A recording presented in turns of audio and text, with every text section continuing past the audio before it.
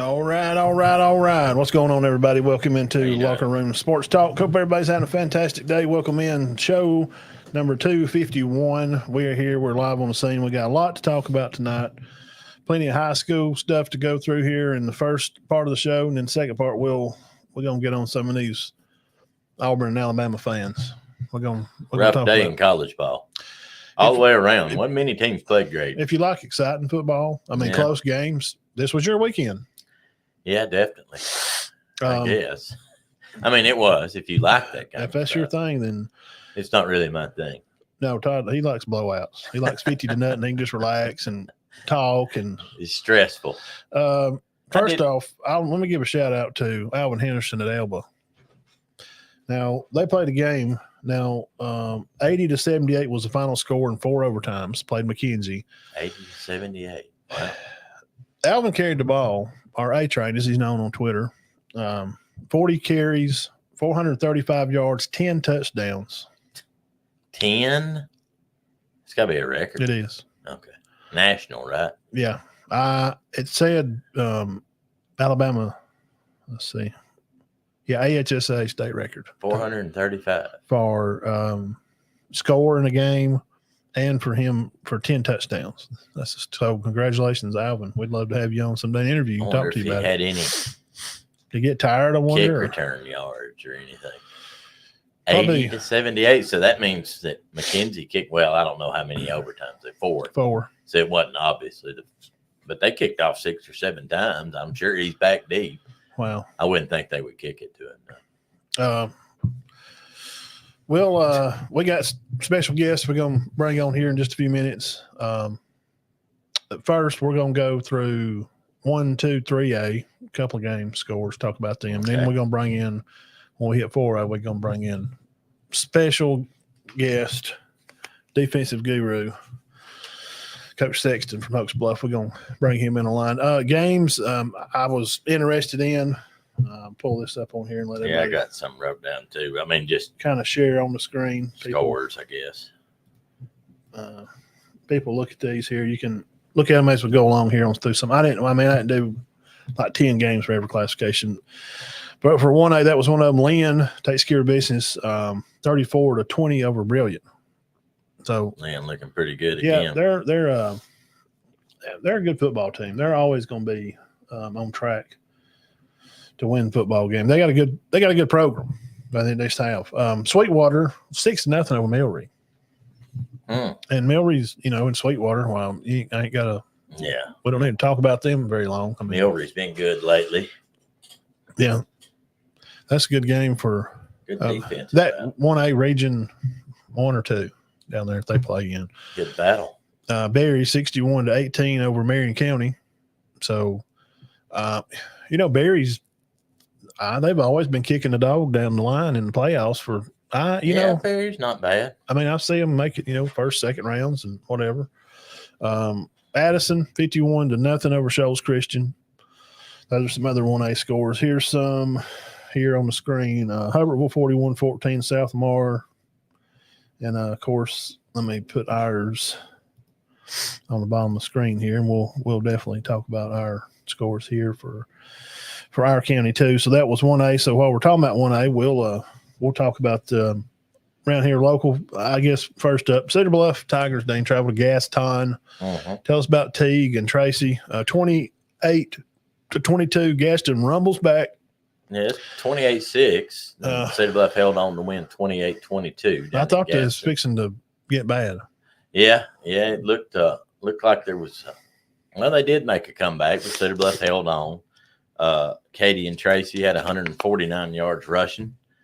That's his best game as far as running the ball. I've always thought he was a good good defensive player. Bryson Teague stepped in for the injured Hunter Stallings and had 100 yards passing. Yeah. So that's a big game for both of them. It's a good win for Cedar Bluff. Also, 1A. 1 and 2. 1A, that was 2A. I'm sorry. Also, 1A ball, 47 to 21. Spring Garden takes care of business again up at Raglan. Spring Garden's looking pretty good. They're rocking right along. John Welch, Sadler. 117 yards for John receiving, 100 for Bates. Another 100-yard game for Barber throwing the ball, 100 rushing for Bates, and he had an interception return.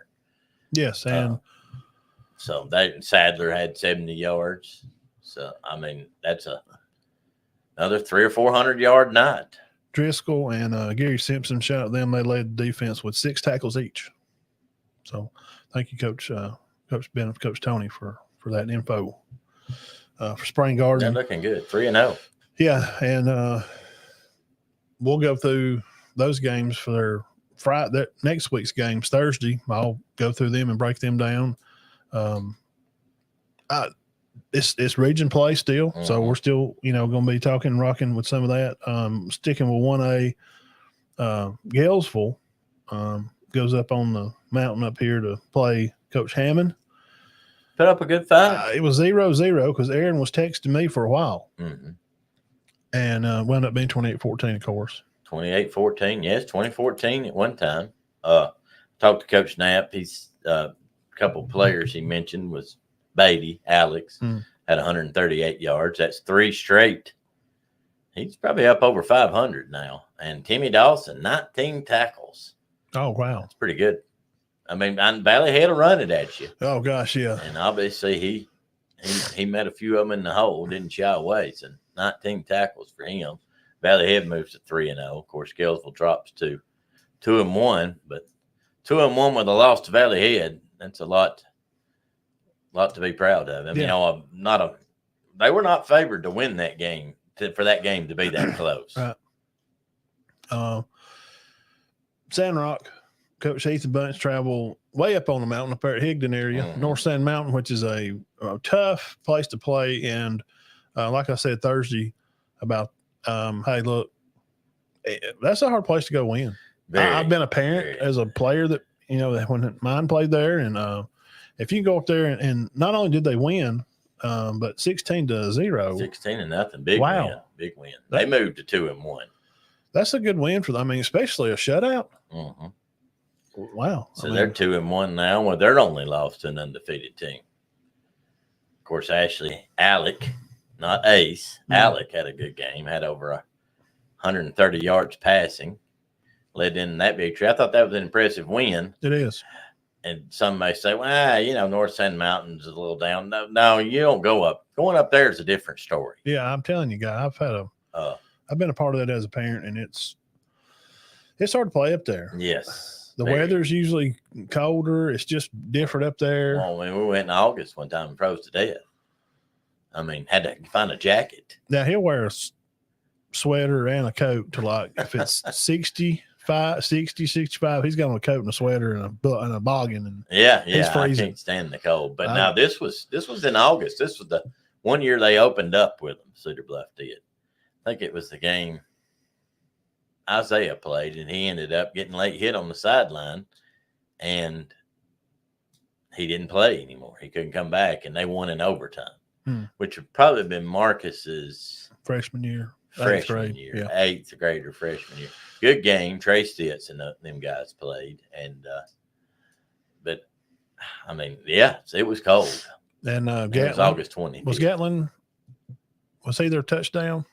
They what? Was Gatlin their only touchdown when they scored late, or Sandrock? Yes, I think so.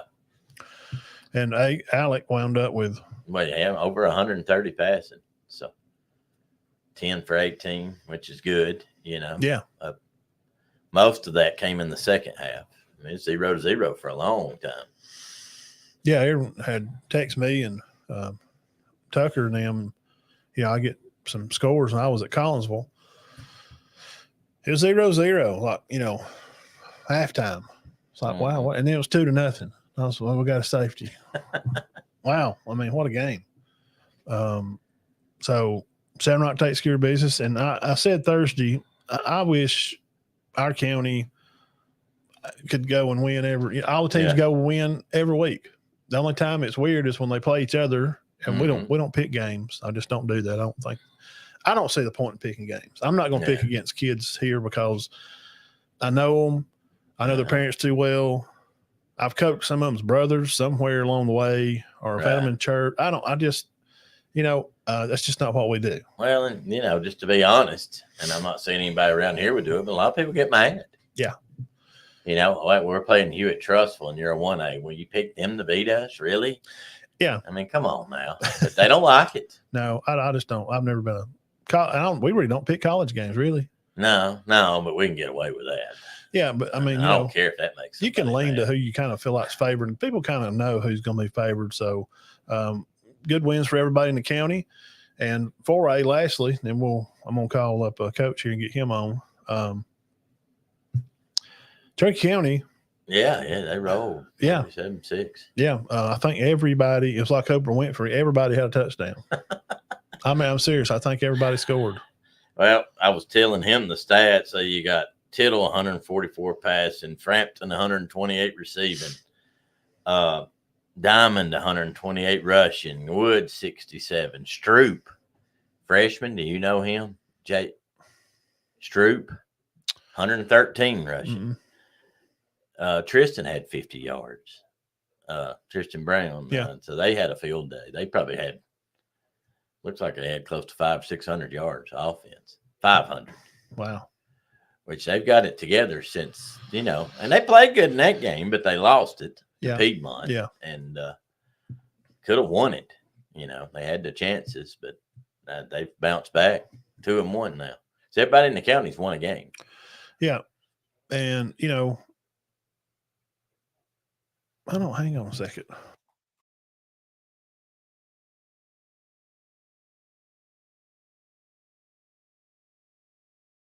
Okay, I didn't know what that was. I had ghost in the house. Anyway, I'm sorry I got distracted. I was just here. Yeah, I thought it was something. I thought the phone was bleeding through the thing, and they're talking in there. So, Pleasant Valley 12, Donahoe 2, Decatur Heritage 42-18 over Lexington. So these are teams, Decatur's still knocking around winning games, and Pleasant Valley's good win for them. Get a win of Donahoe. 3A. Dean Thomasville, check mark. I'm telling you, watch this team. Somebody please write down Thomasville. They beat Southside of Selma 34-0. Yeah, and they beat, what was it, Sweetwater 54-6 or something like that. I know it's 3A, 1A, but still it's Sweetwater. Yeah, a few years ago, Sweetwater beat them. Yeah, Piedmont. Coach Miller takes care of business, 46-20 over Hatchie. Now, these next few games, I'm going to tell you right here, Mars Hill 45-21 over Colbert County. It's a big win. They're looking very good. Locust Fort quarterback, I just had heard he turned his ankle. That's all I know. But they got behind. But they wound up beating Appalachian 38-28. And then Lee Scott down there in the new school into the 3A district, they beat Childersburg 42-14. Mm-hmm. J.B. Pennington takes care of Glencoe in a close one. For a while, this game was close, 35-14. And then our game of the week here brought to you by Cherokee Eye Clinic, 42-10, 5 over Collinsville. I'll tell you this right up front. Let me just brag on some old men here in our area. Mm-hmm. Coach Willingham and Coach Benefield have helped more young men together than Mother Teresa. Mm-hmm. Yeah. They're good guys. They love what they do. They're very passionate about what they do. They are. Yeah. I was enamored by their conversation before the game. Mm-hmm. And I'm just listening to them, and kind of, well, boy, I don't know. We ain't going to be that good, really. And he's like, oh, you're crazy. You'll beat the crap out of us. I don't know. I mean, just that kind of stuff. And they've been buddies, for a long time. And, I said, man, they ain't going to be around forever. So let me get y'all's picture. Mm-hmm. So kind of got them laughing there. So I'm glad that I could do that. Right. I love capturing the history of the game, and those two definitely are a part of the history of high school football, Alabama. Oh, yeah, definitely. Absolutely. Definitely. So I guess recap the game a little. They kicked the ball off. Collinsville gets the ball. They dropped the opening kick, and he had to lay on it and get on it. But they come out, run the ball, throw the ball, run a little double reverse flipper, flea flicking double action, run down the field. Yeah, hook and ladder. I mean, hit a big play, and then all of a sudden it just starts slowing down. 5 gets the ball, and I put the video online, and it's just, they just go in that mode. Right. It's just 4 yards, 3 yards, 4 yards, boom, long pass, touchdown. And then every series, it's just 6 yards, 8 yards, 10 yards, 12 yards, boom, long run for 30 touchdown. 6 yards, 4 yards, 2 yards, 2 yards, 3 yards, boom, long run touchdown. Well, I'd say if I was in Fife's class, I would not like seeing them get beat early because they usually just turn it on after that. They're mad the next week. So I'd say I would rather be playing a Fife team that was undefeated than one that lost the game. They're playing one that's half like. Well, I mean, they've lost one in the last 2 years, and they won it. And they want to win the whole thing. Anyway. Win state. With their running back out one year. Yeah, and he was out last night. Logan didn't play. No. Friday. Which, now, don't be fooled. He's not all they've got. And most people around here know. Right. They know the mistake of. He's their star, but Absolutely. their other backs are good. And they miss him being on defense, too. Yeah. You know, I mean, he's a. Hey, outside linebacker. Yeah, he's a tackling machine. Yeah. I mean, Logan's a great football player. So that was kind of that. And that's all our scores around here for the week. So I got a few more. yes, yeah, mention, throw it at me, son. Moody 35-0 I know, over I like that. Jacksonville. Yeah, I was going to do them after we do. Hanley beat Heflin by 3 touchdowns, which we know Hanley's going to be good. Oaks Bluff beat Etowah 49-24. Wow. Yeah, we about to get Sexton on. We'll break that down. Clay Central, man, they're rolling. 48-0 over Valley. Coosa Christian beat Southeastern. And that's the only ones I had that were separate. Westbrook won, Coach Smith. Yeah. And Pisgah beat Section 55-14. So Pisgah stays undefeated. What is Coach Smith? Is he 2-1? Sounds right. Okay. I know. But undefeated teams, of course, Moody's not. They're probably the best 1-2 team in the state. Coosa is 2-1, right? Clay Central's 3-0. Locust Fork's 3-0. Piedmont and Pisgah are 3-0. Gadsden City, no, they're 2-1. No, they got beat. Hewitt Trustful beat them. Gadsden City beat Buckhorn bad. Yes. We'll do some of them. We'll bring Sexton on and talk about some big football. Let's give him a holla.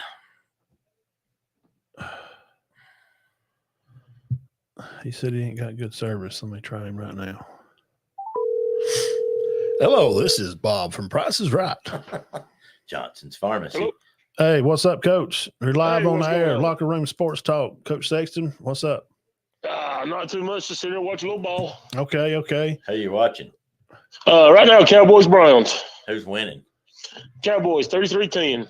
Oh, that'd be good. They'll stay off Coach McCarthy for a week. For a week or two.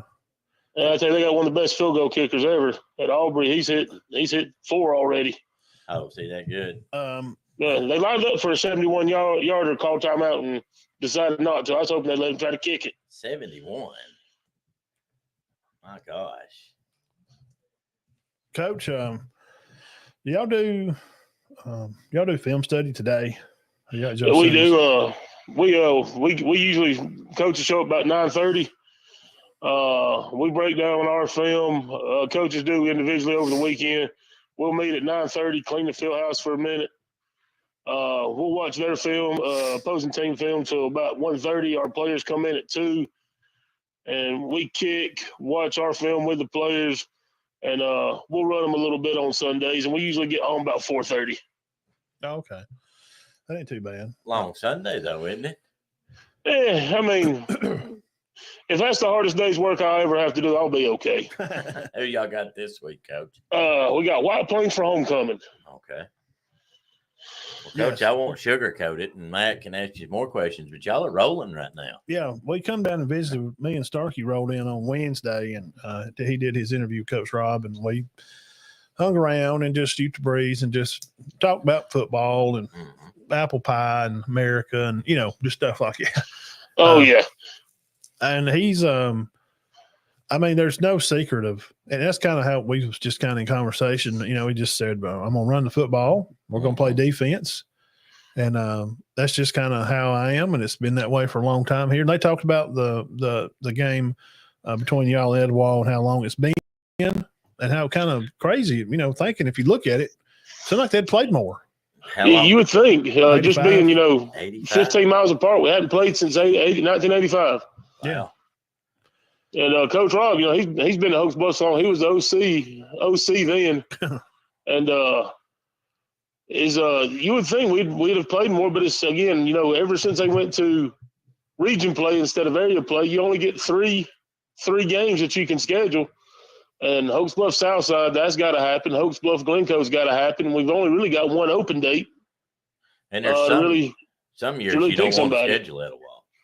Oh, yeah, I mean, they've had some – I tell you what, they're through. We were talking before the game, Big O Stadium, and we were talking – me and Coach Morgan were talking about when we were, 8th and 9th grade, we went over there to watch Gadsden High School and Etowah play, and just the number of guys who played major college football in that one game. Yeah. Was ridiculous. Well, you got Carnell then, right? Oh, it was a bunch. I mean, that was Carnell's. He was a year ahead of me, so he would have been a sophomore that year. And they had college players and an NFL guy. And I remember that place being just packed to the gills. Are y'all 3-0 now, Coach, or 2-0? Just 2-0. Just 2. We played a jamboree on week 0 versus Westbrook. So y'all don't have an open week. No. Okay. No. Okay. So teams that didn't play, there's not many of them that I know of, but a lot of teams played that week 0. But y'all are one of the few. So if you don't play week 0, you don't have an open week, right? No, and I don't. We still don't have everything in, and we're 2 weeks into the season, and like today we had a big discussion on goal line. How we're going to attack our goal line defense. And it's just that week 0 that puts a crunch on you. Yeah. On getting everything in just a matter of a couple weeks. Right. Well, some teams in Georgia have already, which they have an open week. They have to take one, but some of the teams up there are 4-0 or 2-2. They've already played 4 games. That's amazing. Just how quick it gets on you. How you go from summertime lifting, and all of a sudden you're like, hey, I got to play in. We've got 7 more practices till we kick off. Yeah. And it seems like 2 days before you're lifting and talking about, hey, we're doing this for into August, early September, and all of a sudden, like, hey guys, we got 7 days to get everything in. Coach, I want to ask you about. Well, we'll just talk about the last game first. Playing at 49-24 was the final over the game down there, and I've been keeping up with you guys, for the past couple of weeks. And what in that game did you notice about your team that stepped up in moments, or some timely plays in the game that's really showed the growth of your team here this part of the year? Biggest thing was our offensive line. We've got a lot of experience on our offensive line. Dalen Reeves is a 3-year starter. Clayton Helms is a 3-year starter. Leon Chin is a 4-year starter. Connor Wellingham is a 2-year, and our only new starter was Caden Howard. So a lot of experience, and they played good versus Southside.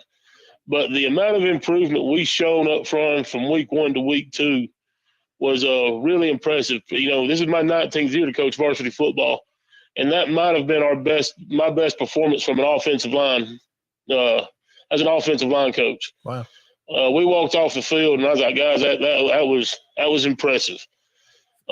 49 points is a lot. And it was a powerful 49. I mean, we scored twice on defense, but we completed 1 pass the whole ball game. So just run right at them, huh? Ran our off tackle, and then our inside leads, and it was 6-7 yards a pop. And I saw some guys come off the ball, get their hands on people, and run their feet like they're taught to do. And it was a really satisfying feeling as a coach. This is this senior group is the first team I ever helped with in Pee Wees, and so I got to coach this bunch when they were 12, and it's the same linemen. We're teaching the same technique, and just to really see this kind of come full circle was really satisfying on Friday night. Yes. Well, now y'all had known this bunch. I think somebody, maybe you, had told me y'all were expecting this to be a pretty good squad, right? We got a good mix of skill and big men, and we've got some super kids. I wouldn't want to coach anywhere else.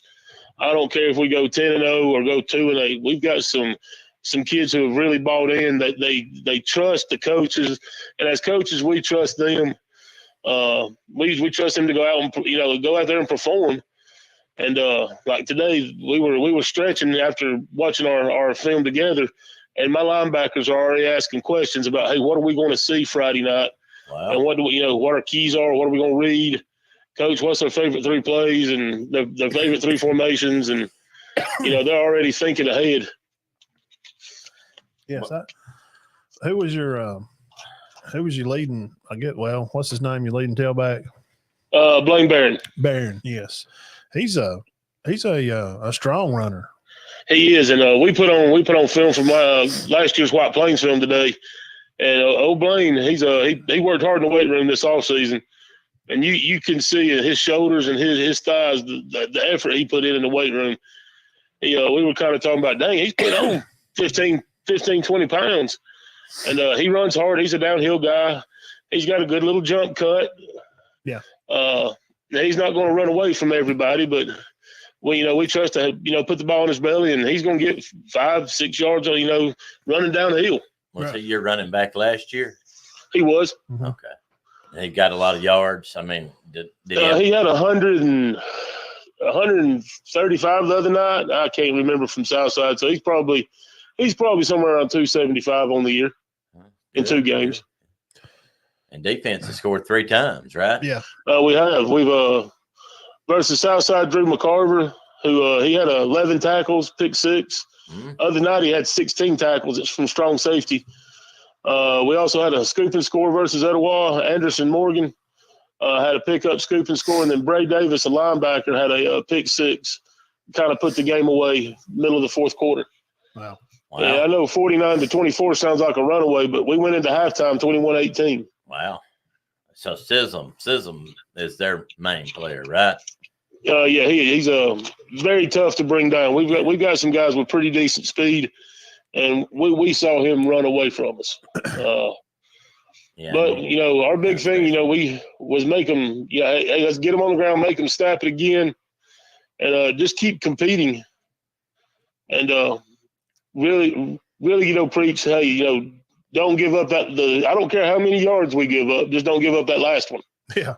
Yeah, exactly. Yeah, and he's definitely I watched him play up close. They came up here to Cherokee County, year before, and he was the receiver then. And man, he can do it, man. He's catching the ball over his shoulder he was like good receiver. You look back at it over your left shoulder, look for the ball. Mm-hmm. And then to be able to turn your head towards the sideline and re-find the ball and catch it. The ball was out of bounds. His feet were in bounds. He was right in front of me when it happened. It's just crazy. I mean, in the second half. Yeah. In the second half, they scored once, but he took the snap out of gun. He rolled right just outside the hash and threw it back to the left corner of the end zone in a 5-gallon bucket. I looked at Coach Rob. I said, "There ain't much you can do about that." No. Sometimes it is what it is. Yeah, I knew he was special. Well, Matt had told me, 2 years ago, like he said, when he was a receiver, that he was. Oh, goodness, he was good. Yeah, he's a baseball guy. He's going to play where's he signed at? Mississippi State, yes. I think. He can zing it. He's an athlete. Now with that one in the rearview mirror, and we're moving on. Y'all got White Plains coming up this week. We got White Plains this week at home. Be back at home up there at the Rob. Yeah. What do you expect from White Plains? What have you seen that you're looking at? Just watching film on them today. Is Coach Jennings is our head coach. They play hard.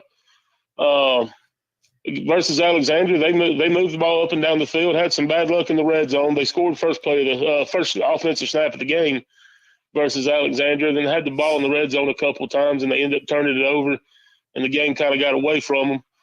But it's your typical wing offense, buck sweeps and waggles and all those good wing T plays, and you better be eye disciplined, or you're going to end up in the wrong spot, and all of a sudden you're going to be chasing instead of running downhill to make a tackle. Isn't that easier to prepare for, though? I mean, as a defensive coordinator.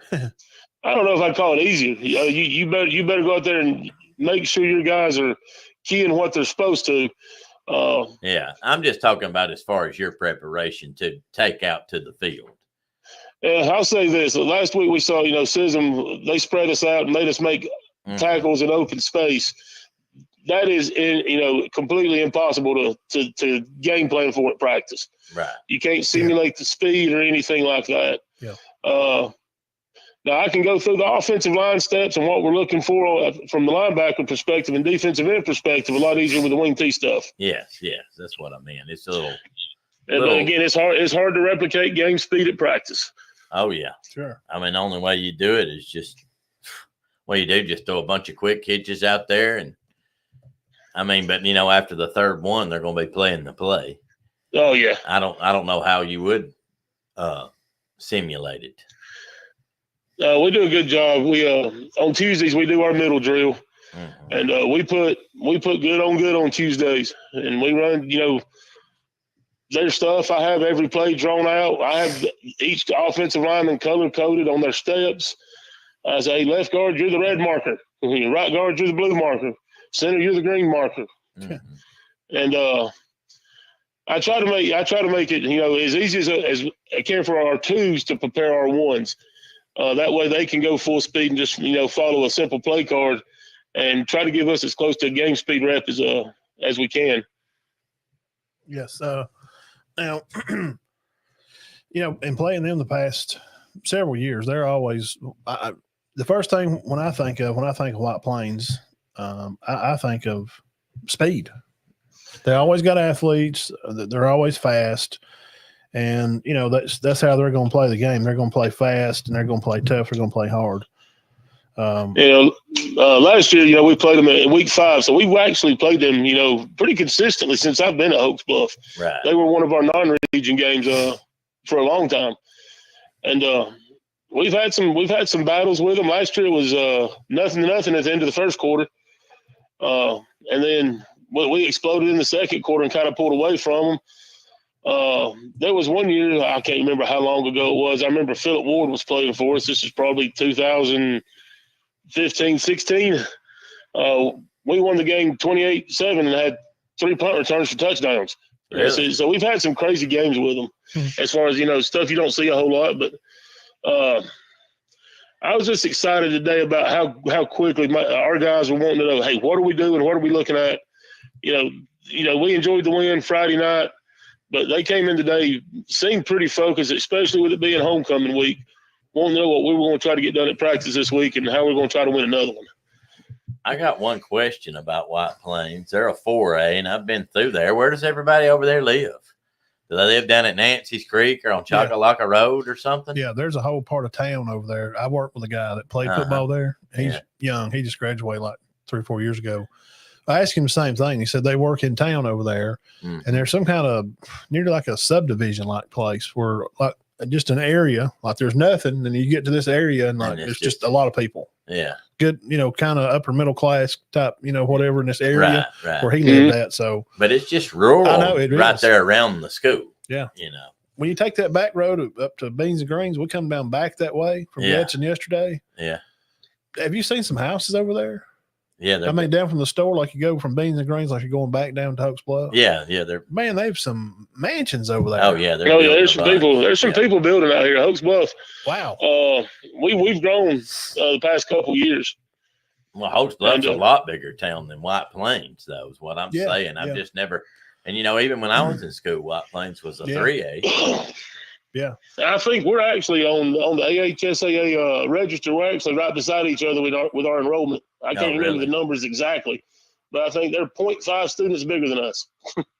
Oh wow, crap! And it's just 9 miles from Piedmont. Well, no, it may be. That's about right, isn't it? 9 miles from Piedmont. Yeah, I see. When you're driving down 9, it seems like a lot further. Yeah, you remember that night we really nearly run out of gas on there? Yeah, coming home from the Super 7, I do. Yeah. We nearly ran out of gas in White Plains. You'd have to walk somewhere. If you find an area, there's people there, but that Chockalaka Road, very populated. Yes, looking at this region, this is what everybody likes to talk about. The region y'all are in, and we'll hash through this for a minute. We'll let you get off here. Cherokee County, Alexandria, Anniston, Oaks Bluff, White Plains, Aniana, Etowah, Asheville. That region reminds me and us older people, that's the old region that we all loved back in the day. You had Etowah and Alexandria and Cherokee County and Oaks Bluff. I'm excited about this. When that region new alignment come out, what was you thinking when you first seen it? Well, after they fixed it, after they fixed it, I mean, I was, we were all asking, are we going to be 3A? We going to be 4A? But honestly, the 3A and 4A regions around here are both pretty good. I mean, if you're 3A, you've got we've had Sylvania, Geraldine, Piedmont for the past couple of years. Those are no pushovers by any means. No. And then the 4A regions is about the same. You've got a lot of good teams in this area of the state in those two classifications. Cherokee County's coming off a finals appearance. Aniana's been down there recently. In the past couple of years. Uh-huh. There's no easy games on our schedule where we can just say, hey, let's show up and let's make sure our twos get some reps. Yeah. No. You better be dialed in and ready to play week to week. Yeah, we're looking right here at so far this year, points for 70. Now, y'all have only allowed 37 points this year. That speaks a lot about your defense and coaching style and what you do down there, Coach. You do a great job with the guys, and you're Hoax Bluff, true blood through and through, green blood pumping in his veins. Oh, yeah, and I was looking for, my son's finally moved on to 7th grade middle school football. Yeah. Yeah, how are they doing? 0-1 got beat by a very good Southside team. That Southside bunch, we've always had trouble beating them in Pee Wees. They're a very good team. But I was talking it up how I can't wait to have my Saturdays back, and I'm going to watch college football all day. Guess where I was Saturday? I was at our Pee Wee game. Oh, you went to the Pee Wee game? I went to our Pee Wee game, and I still know a lot of those kids. I still go out there once a week on Tuesday nights I don't coordinate anything anymore, but I go out there to get to know the kids and, say, hey, I look forward to, y'all work hard now. That way, when you get to the high school, we ain't got to put in all of our simple stuff. We can really work on getting better and prep each week instead of our fundamental stuff. Yes, that's the secret. People, ask, there's a lot of water cooler talk around here, especially about Fife and Piedmont, Steve and Paul, and Steve, Coach Smith and Coach Benefield. God, they just get over here and they just run these areas 2A and 3A and 2A and 3A. Now, and the secret of the potion is putting their time, getting their butts off the couches, going to these young leagues, working with their young coaches with the Pee Wee leagues, making sure that they're all running, they're on the same page, they're all running the same offense, everybody's on the same page. And when you do that, it's got to be a recipe for success because the proof is in the pudding because those are two Hall of Fame coaches. Yeah.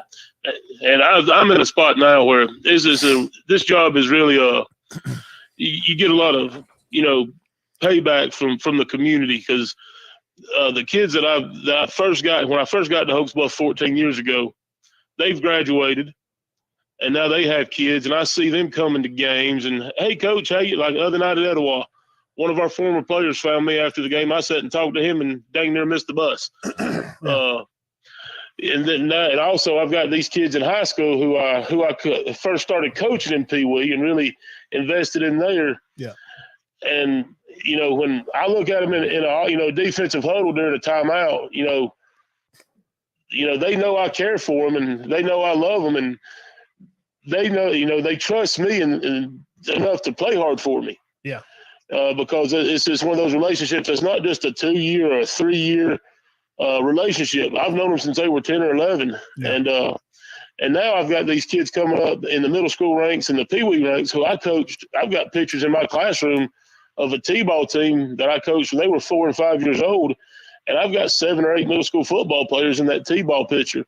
And this is a really rewarding job when you get to spend that type of time and invest in the young people of a community like that and watch them grow up. And I'm really reaping the benefits of, the time I've put in and, just enjoying seeing people mature and grow and become good folks.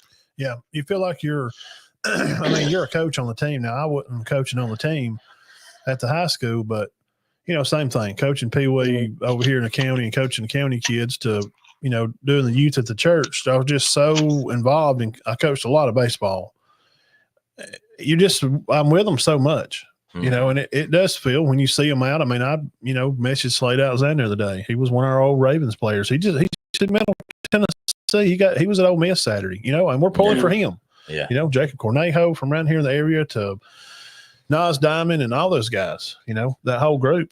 So yeah, it's good payback. And when they're all grown like mine is, and they don't know, I mean, I'm just old now and they don't, they got their own lives and they're married or some of them's getting married and having kids. And that's pretty wild. I'm surprised at though. And I know you got to go, but I'm surprised that a lot of them don't go into coaching. I know. Yeah. A very high number of them do not. I would love to have seen Halen or Gunner, the Bailey boys. Mm-hmm. Gunner played for me over here, and man, they're just maybe Samuel Cosby. And Samuel played at high school, but I'm just using him because he's going into teaching. So we're thinking, I don't know. No, he will. I'm sure he will. Now I'm gonna look at you rest of the schedule, and we're not gonna work ahead because we play faceless opponents. Coach, the next game is the most important game because it's the next game, right? That's exactly right. Okay. Now you got White Plains coming for homecoming this week, but what we want to relay to the audience is, then you're going to Anniston, at Glencoe, at Alexandria, and you're going to welcome Cherokee County, at Asheville, home for Aniana. And then you're going to play Randolph County the November 1st way. It's got it wrote up here. So there's no letting up anywhere on the schedule for Oaks Bluff Eagles. And that Randolph County, that's a first time matchup there, isn't it? Yeah, since I've been back at Oaks Bluff, it is. I've never heard of them play. I'm sure they have. Maybe back in the 80s or something like that. But since I really started and was involved in Oaks Bluff football starting around 95 as a player, yeah, never. On the middle school, I don't remember us playing Randolph County. No, I've never heard of that matchup. That'd be interesting. Do y'all go there or they come to you? We got them at home this year. I know that because it's senior night. Okay. I was looking for a night for youth. I always head up a youth night at Oaks Bluff, and I can't do it this game. So, and I remember Randolph County was senior night. Well, there's no other way to. I mean, you want to get ready to playoffs. That's probably a good team to play. Yeah. I don't know how they're doing this year. They're usually pretty good. They're doing good. They're going through the round, and they'll mess around and be in the third round, third. You know what I mean? I mean that area of the state is just daggum. They put wood trees and play football. Yeah. All right, Coach. We won't hold you up no more. Thank you for your time, and good luck to you this week. Homecoming against White Plains, and we'll see you. We'll see you soon. Thank you for Harlan and giving me the opportunity to get out here and talk a little football, and appreciate what y'all do. Yes, sir. Hey, I'll holler at you this week. No, Eddie. I'll talk to you later. All right, see you. See you, Coach. I see you. Coach Sexton there, Oaks Bluff. He's been calling the defense there for a long time. Kids really love him. I've been on the field while they're playing. I'll probably be down there at that game when Cherokee County goes. Yeah, definitely. I may go down there and follow them to that game. I think it's going to be a fantastic game. So thank him for his time. And let's also thank our sponsors. Key sponsors in for the night: Mobley Concrete Construction. Call Jerry over at 903-343-8581. Find him on Facebook also. Great people, good, friendly staff there. Oh, yeah, he's a good guy. Find them on Facebook. You can see the jobs that they do and finished work that they do. Also, J.R. and April McKenzie at Cherokee Eye Clinic. Great people. I mean, part of the community. Mom and dad. Dad works the board there. Mom's been on the board. His dad works, with the schools, and they're part of the community. So 256-927-4030. Call JR and April McKenzie. Find them at CherokeeEyeClinic.net, and you can also find them on Facebook. And great sponsors and good people. Now, we've been through our local stuff, scores, and we'll reach out of pocket here, and I'll go through 4 or 5 more, and we'll look into next week's high school games a little bit and see who's going where, and let you guys know where they're going to be. And then Thursday night, and you come back at 6, and I'll dig into them and some other games. But right now, this is the favorite part of the show that everybody likes. Who's going to be the big diamond player of the week, Matt? I mean, you got a couple of guys here, and it's another coin flipper. Tough one, yeah, tough one. It's another coin flipper. We want to make it where every team has a player of the week. Yes. I mean, we try to, like that first year we was on, and we've talked about this before. It's like Luke Welch could have won it every week. Yeah. But and he knows that. He knew we couldn't give it to him every week. You can't do that. I mean, I knew a business that they would give an employee of the month, and they had an excellent employee, and they just give it to him every month. And I'm like, no wonder everybody there hates him. Yeah, let's make it fun. So this week, our Big Diamond Player of the Week, Dean, tell us about who we got. We got Alec Ashley, helped lead Sandrock to a win over North Sand Mountain. They're 2-1. They were 2-8 last year. Now they're already 2-1 and going up to Higdon. I tell you, that was the deciding factor on that. Tough place to play.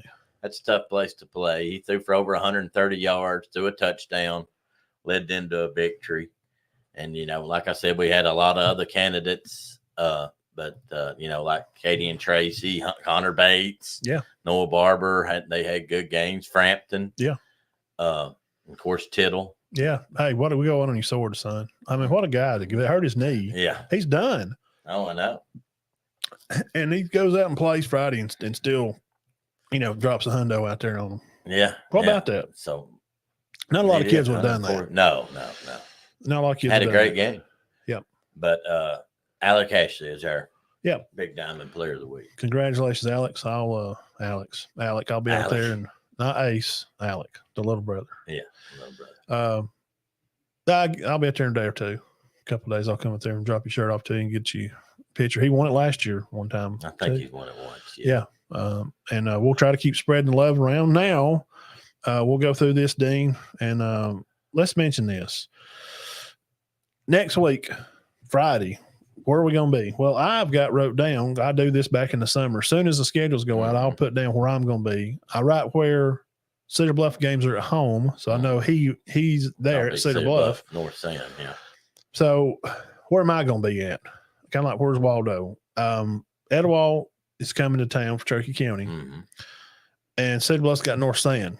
I'm interested in both of those games. Right. So I'll probably hit Cherokee County up till halftime, and I'll scoot up the road to Cedar Bluff and watch the rest of that half. I think that's what I'm going to attempt to do. Try to do it anyway. So Galesville, the Fighting Naps will be home against Appalachian. That's going to be that's a tough test. I mean, Appalachian nearly beat Locust Ford, but Galesville, they're rocking right now. They're doing pretty good. I think Knapp's got as good a shot as anybody does to win that game. I know Appalachian. Now I'd heard this from somebody. They had 24 juniors and seniors. Sheesh. Not 48, 24, 12 in both classes. That's a lot. Yeah, it is. That's good. And Sandrock, they will be on the road again. The Fighting Heaths will be up at section line. I think they've got a great chance to go up there and win that game. I think so. Also, and we talk about Cedar Bluff. They'll be hosting North Sand Mountain. Then after coming off the 19-0 loss to Sandrock, they're going to be steaming Mad Buffaloes, and they're going to come down the mountain, running and bumbling the Bison. So Tiger's going to have to get ready, fired up this week. Y'all better get fired up this week. Yeah. And they're coming off a win. You got to come up. You got to play the whole game. Be fired up all night. That's what we're looking for. Let's see here. And, I'll mention this since I went past your schedule. 5 will have Asbury at home. And I talked about Cherokee County. Spring Garden. Yeah, I'm going to get to them. Oh, okay. Etowah, talked about that. They're going to come. Been a big-time matchup. Coach Peavy's people, what we hear, I mean, we just hear stuff.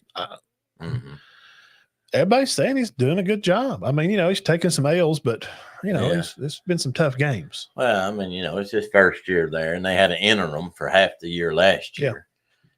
So, it's going to take them a little bit to get back on their feet.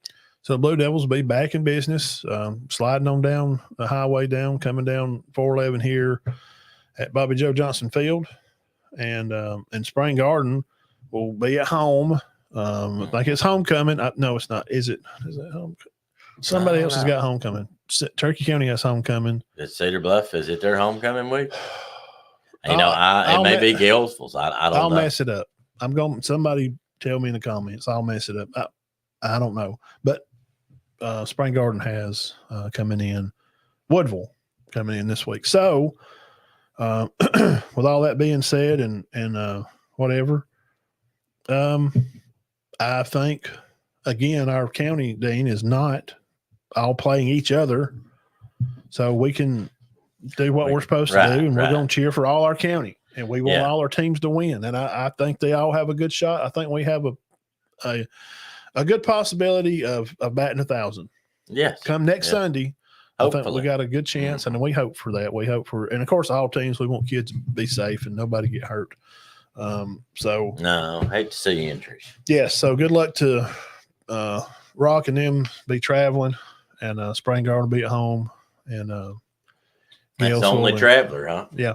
So y'all be safe and go up there and win. And congratulations again, Alec Ashley. Alec Ashley, Player of the Week, and I'll see you in a day or two. I'll come by and see you guys. And lastly, some other scores around that 4A region. I was interested in some teams at 4A, Cherokee County fans. You may want to hear about these scores. They may want to pencil this in, so I'll give you a second to get your pencil there. West Morgan, 29-7 over West Limestone. West Morgan's still rolling. I know. See? How you do that? They had 22 starters graduate, seniors. Coach Strange. I'm looking for that to end at some point, but go ahead. Well, 35-14. Coach Strange over Cleveland County. Yeah, I saw that. I thought that was interesting. That's a good win for them. Yeah, it is. Here's a big one here. Here's a team. Always good. Check this one off, Dean. Put a check by this in. DORA, Dora. Dora, 38-36. Close one over Fayette County. That's a big game. Here's another one. Dashler. Pay attention here. 4A North fans. Dashler, they're 35-0 over Danville, and Booker T. Washington 32-12 over Talladega for that'd be South. And I've got to. I'm going to write these team down every week. I don't know what to. Brooks 38-16 over Hatton. Now we had read that Brooks had a stud quarterback back and running back. I'm telling you guys, they're going to be good. Every week I go through here, they're winning. Yes. And I don't think they've had a close game. No. So I just pay attention. Cherokee County 4A people, we're just letting you know. Here's a team you may run into at some point. Right. And that was Andrew White Plains, 35-7. Coach Ginn, him and his dad, they're great coaches. Oh yeah, and they'll be back on. They're gonna get things on the path to. They may have a bad year here and there, but it'll get turned around. People were freaking out last year, and I don't even live up there, and I've only met him a few times, and I'm like, calm down. Yeah, I mean, it's like Coach Danny Horn. He had a terrible year. Just be calm. I promise you, he'll be fine. It'll be okay. Yeah. 5A Scottsboro beat Boaz 42-35. That's another team. And you said Moody 35-0. Zero? Well, so they've already lost to Oxford and Gainesville. Yeah, Gainesville, Georgia. So I'd say, no offense to Jacksonville, that was probably a light game for them. I mean, come on. I'm telling you. Gainesville and Oxford. Ask Alexandria this week. They're probably turning flips all week. Hey, we don't have to play a top 10 team in the South. Come on. I'm just saying, I've said it. I think since Michael Short's on here, hello, Coach Short, I heard John Holder say on their show. Yeah. We're talking about not a lot of people's. I'm telling you, pay attention to Moody. Oh, yes. Don't forget about Moody. Well, somebody picked them to win the state championship on, was it Channel 6? Yeah. Or it might be 33-40. 33-40. Yeah. I'm just telling you, they're going to mess around here and they're going to be good. Yeah. Viger won, Central Clay won. 6A, they're rolling. Southside beat Leah Huntsville 31-7. Gadsden City, you said they beat Buckhorn. They've taken that over. Clay Chalkville won their game, and here's one I told you the other day. I said, Dean, I'm going to start keeping up. And I'm not a big – we just don't have big schools around here, but I've been drawn in by a story from this team, Marion Montgomery, and they are – I'm sure the coaches tuned in right now listening to us. I'm sure all the players from Marion Montgomery know locker room sports. I would think. I mean, they're listening right now. Guys, y'all are doing a great job. 21-7 over Daphne. Big win. Dude, keep eye on Mary Montgomery. Daphne's usually pretty strong. Just keep eye on them. Carver, keep your eyes on Carver too. I've heard good things about I want to see them play. God, it's 3 hours to Carver, Parker. A.H. Parker's good. And then here, Hoover won a big game. Carver did win their game. Auburn won, and then Baker 21-0 over Davidson. There's another one, Baker, looking pretty good. They're What about number Gordo? one. Gordo's just hammering everybody. Gordo and Thomasville. Whew. Yeah, y'all get ready for those. Yes, Anniston and Alexandria.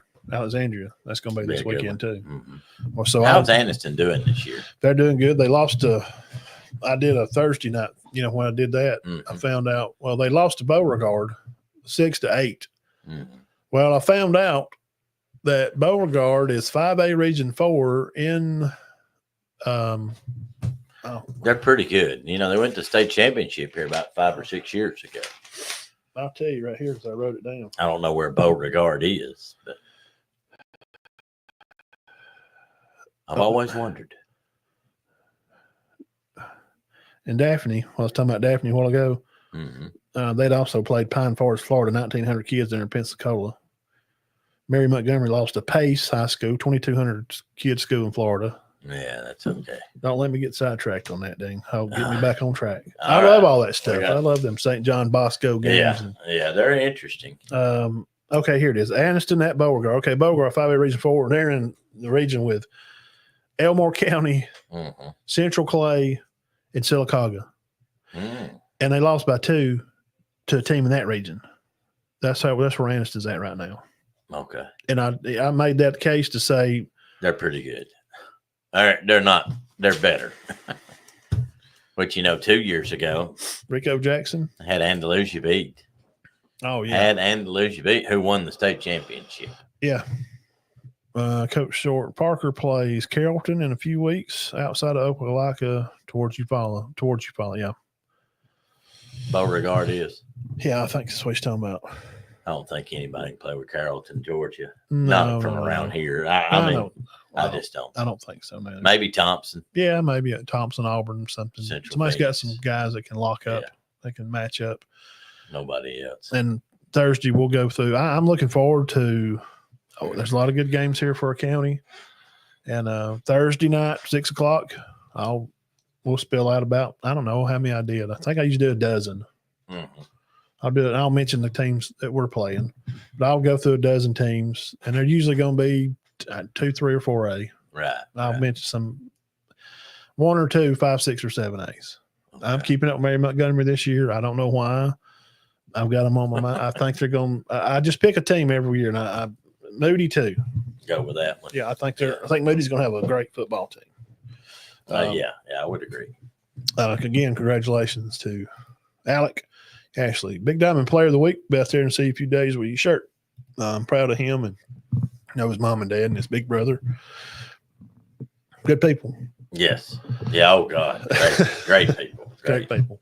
We appreciate that. All right, we'll change gears and get over here on the high side of the traffic, and we'll be right back. Give us about 1 minute, and we'll be right back, and we'll get this thing flipped on the other side, and we'll do some college football. And if you're an Alabama or Auburn fan, this may be the time that you want to you may not want to listen. Rough day. Yep, hang on. We'll be right back.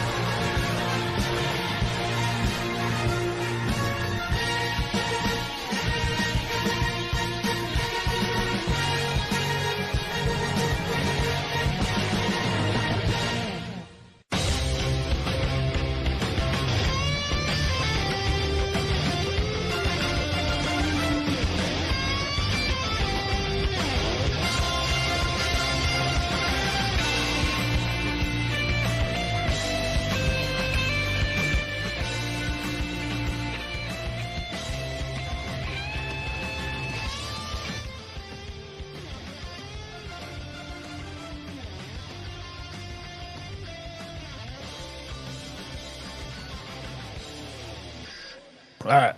Tennessee's is. Yeah. Welcome back, everybody. Locker Room Sports Show number 251. I guess all the Alabama and Auburn fans ducked off the page, and that's fine because I'm gonna walk it like I talk it. And Rough day for both. Even though Alabama did come out and look pretty good in the last 5 minutes, but we'll get into that in a minute. Okay, let's put this up here on the screen. See if y'all can see this. Okay. All right. We'll just kind of through some of these scores, and we'll click on some of them, talk about them here. USC over Utah, of course, not in. Arizona played a good game, like that receiver, big time player. Oh my gosh, he had 300 yards in that one game. Yeah, Oregon. Let's take a look at this. We'll click on this in here. Oregon, quack quack. Oregon team stats. Wow, Dean, what about this? 369 yards of total for Boise State. Oh, 369 total. Yeah, 352 total. Passing 243 for Oregon, and they rushed the ball for 109. Boise State rushed the ball right here where you tailback, 200 yards. What's his name? Ashton Gentry, J-A-J-E-A-N-T-Y. Yes, he is awesome. He's one of the better backs in the country. But I just don't – Oregon just don't look good to me. I don't know what happened. They barely beat Idaho, and now they survive against Boise. What's going on, Dean? I do not think we got to worry about seeing him in that national championship game. 4 I may for be 12. wrong. 4 for 12 on third downs. Golly. They only run 57 plays. Boise runs 73 plays. So they ran 16 more plays than them. What about Gabriel? 243? I don't know. That's just – I don't know what's going on out there. I think they lost more than we think they lost. Well, I mean, I did a whole spot on him. I mean, covered him, and I said back in the summer, arguing with a guy on Twitter, and he's know-it-all. He's Auburn fan. They know everything. They can't agree with nobody. If they think you're Alabama fan, then you're just stupid about all football. I said I don't know. I don't see them being able to be good enough up front. Mm-hmm. I just see a problem there. Well, they bring back these three guys, but their defense took quite a shot here. They did. So they lost Bucky Irvin. They lost a running back. They lost Franklin, their receiver, and they lost Nix. Their leading tackler had 3 with 6 assists.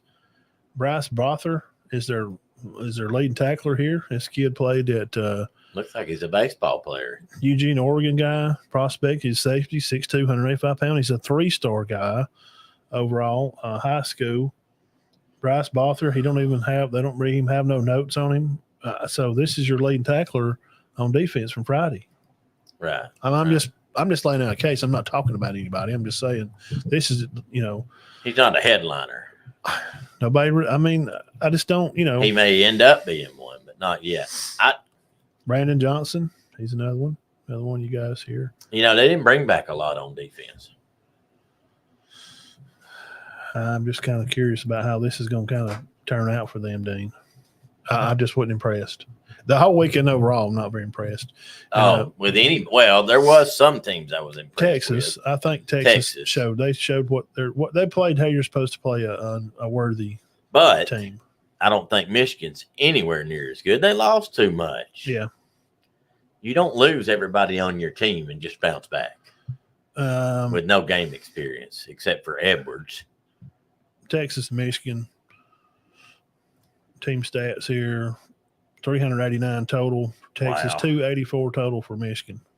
Less than 300. Wow. This is one I like here. 3 for 12 on third downs. Ooh, what was Texas? 10 for 16. I was surprised how well Texas ran the ball. They really ran the ball well. And, supposedly they don't have their running back. He's out. Yeah, Ryan Wingo's good, though. Blue's supposed to be their stud. He got hurt. Yeah. And this Wingo come in and had a real good game. Yeah. And, they got the receivers. How did Isaiah Bond do? 51 yards, 3 catches. Didn't the black do anything? Didn't see him on there. Okay, their tight end's pretty good. He had 98 yards. He's very good. Yeah. I don't know how Helen much. Bond, Golden, Blue, and Weisner's are only receiving. What did Blue catch? 36 for 36 yards. Okay. I don't know. They just look good. I thought they looked good. I don't know how great Michigan is, but they had no trouble with them. That 2 interceptions didn't help them at all. Mm-hmm. I mean, you can see that right there. I was just shocked by so many games, Matt. I mean, I told Matt, top 25 games, 12 upsets, 17 teams did not cover the spread. 17. Iowa got beat. We watched it. Penn State nearly got beat. Oklahoma State nearly got beat. Arkansas had 900 yards. I mean, they had 650 yards. Who is this quarterback? Dean, tell us about Talon Green, the big coverage that Oh my God. we covered him deeply this summer. We know everything about him. Yeah. I don't know nothing. I saw him play for the first time yesterday. Now you see his background and you understand why he's good. But yeah, he's from Louisville. I looked him up during the game. He played 6A football in Texas. he's a stud. I mean, is that look at this? 645, 3 touchdowns pick. played fabulous. Now, I will say that Oklahoma State played good when they had to. And they're a good team, but that was not supposed to happen. They give them a run for the money, son. I mean, supposedly the Big 12. Mm-hmm. I mean, I'm on that train. I guess I still am. Oklahoma State, they're supposed to be the guys, and Gordon, he's supposed to be dark horse candidate. 49 yards rushing on 17 carries. Now, he had a lot receiving, didn't he? Or did he? No, I don't even see him. I'm sorry. He had 2 catches for 20. Oh, okay. Very abysmal day. He had a real good pass catch and run, and they called it back. Remember on the screen? Yeah. Look at these yards. Mm-hmm. Bobby Petrino, he's running the offense, right? Yeah. Is he trying to get Pittman's? He's got in his pocket. He's fixing to run him off, I think. Petrino's going to be the head coach at Florida or somewhere. They're fixing to hire him somewhere. 648 yards. Now, this is against the Big 12. Now, I know Auburn fans are getting excited already. Wanting to run Freeze off and hire. They want to hire Petrino. Mm-hmm. I mean, there's people saying that. I'm serious. Already. Yeah. But look at the rushing. 59 yards rush for Oklahoma State. Really? That's what we got? Is that what we're doing? I've seen a lot of bad teams in these darn rushing yards, man. They can't run the ball. Colorado, too. They was that way. Well, I mean, I don't know. 14, man. Colorado had 14. Kansas State beat Tulane, which was a good game, man. We had that on the 4. Wow. We had 4 games on the screen at once, and we were watching all 4 of these games. That come down to end. Kansas State 34-27. Fantastic game. Now, the Penn State Bowling Green, we fooled around and watched it too. I mean, just close to 34-27. Penn State had to fight like a dog to win that. Hangs on well. Let me see what your boy did over here. Carson Beck, 252 yards, 5 touchdowns. I think that's probably the way he's supposed to play. Georgia, 500 yards overall total offense. 4 for 9 on third downs. That's fair, I guess. That wasn't even close. It wasn't supposed to be. No. But some of these others wasn't supposed to be either. But that one definitely wasn't. Not at all. Utah, I mean, they only drummed up 23 points on Baylor. They took care of business. Baylor's not bad. They're not great, but they're not bad. They're okay. What do you think about the Tech losing? Which you're not shocked by that. No, I'm just not. I mean, because Syracuse got McCord. They got Kyle McCord. Yes. Who started for Ohio State. 56-0. BC over. Okay, we get it. Now, here's one. Sam Shady, what happened here? They had them 2 touchdowns. What's going on? I don't know. Is people drinking something? I mean, 99 yards rushing. That's all Iowa could run the ball. 21 starters back, Matt. What's going on? And playing at home. 16 first downs, 6 or 17 third downs. They only had 3 penalties. They had the darn ball for 30 minutes, about the same amount of time. I watched a highlight, and of course, I'm I'm sorry. exaggerating a little here. They passed the ball for only 199 yards for Iowa. Iowa State threw a touchdown pass to make it 19-14, and there was not a person within 15 yards of that receiver. Who are these offensive coordinators? McNamara, 99 yards, 2 picks. From Michigan. 2 picks, 99 yards. Pick cost them. But they straight up cost them. Caleb Johnson ran the ball for nearly 200 yards, scored 2 touchdowns. Oh, bless her heart. I mean, the first meeting ever. I talked about this game Tuesday. It is what it is. JSU falls to Louisville 49-14. I mean, they look, man, they've started the FBS ladder. That's what they want to do. I mean, they're FBS now. Right. Mm-hmm. You better go out and get some recruits. Yeah. And it probably helps you try winning the state that they've never recruited in. Mm-hmm. Why? I don't know. I mean, Auburn, Alabama own the state. I mean, they're going to go to Auburn. I mean, it is hard to recruit in the state. That's why Jacksonville is hard. The best ones. But still, Middle Tennessee, Ole Miss takes care of business. Dart had 903 yards passing. Miami takes care of business. Missouri takes care of business. Now, let's get on the train right here. I don't want to do that yet. Hang on. Let me do this one first. Wow. Well, Tennessee, 51-10 over North Carolina State. 460 total yards. Wow. McCall, he threw for over 100. I mean, they rushed for, about whopping 30 yards. But Nico went over 200. He had 2 touchdowns, but he threw 2 picks. He did throw 2 picks. Y'all have to remember, he's still kind of, he don't set the one I saw, he didn't set his feet. He tries to, because he is so darn strong and athletic, he can just do stuff. Right. But remember, Nico, you're not Patrick Mahomes. Patrick's weird. He's a freak. Okay. He's one of a kind. Freak of nature. Yeah. Everybody can't complete a pass behind their back. Or running sideways. But hey, what do you think about Sampson? I thought he's done good this year. He's good. Squirrel White, leading receiver. He had 132 rushing. Squirrel had 67 and 2 catches for 67 the other day. They jumped themselves in the top 10. Yeah. Tennessee just kind of. Wow, 51-10. And we was pumped. I was fired up about this game. It got loose. Well, you can see the box score. It's 20-3 at half. I was like, what? I heard a good one yesterday. Somebody said, I heard him say that Nico was Jesus Christ and Tom Brady's son. Oh, come on now. Let's don't do that. So he's the savior of Tennessee football. All right, my question is he going to show some normalcy, or is this guy for real? Who? Nico. I mean, he did throw 2 picks, but he had 276 yards, and they're playing a ranked team. Is he as good as advertised? Well, they got. I mean, they're in the top 10 already. They got Kent State coming up. Which they'll win that. Then they're going out to Oklahoma. We'll find out. I think they could win that. The way Oklahoma played, God, they look terrible. 16-12. The heck they do. Over Houston? What's going on? They were a 30-point favorite in that game. And I know I'm jumping ahead here. Were you not just – and congrats to Nebraska. Yeah, I was trying to find it on here. Beating there it is. Colorado 28-10. They look very good. I think – and I'm not going to say they're going to make this playoff, but I think they're going to make a bowl.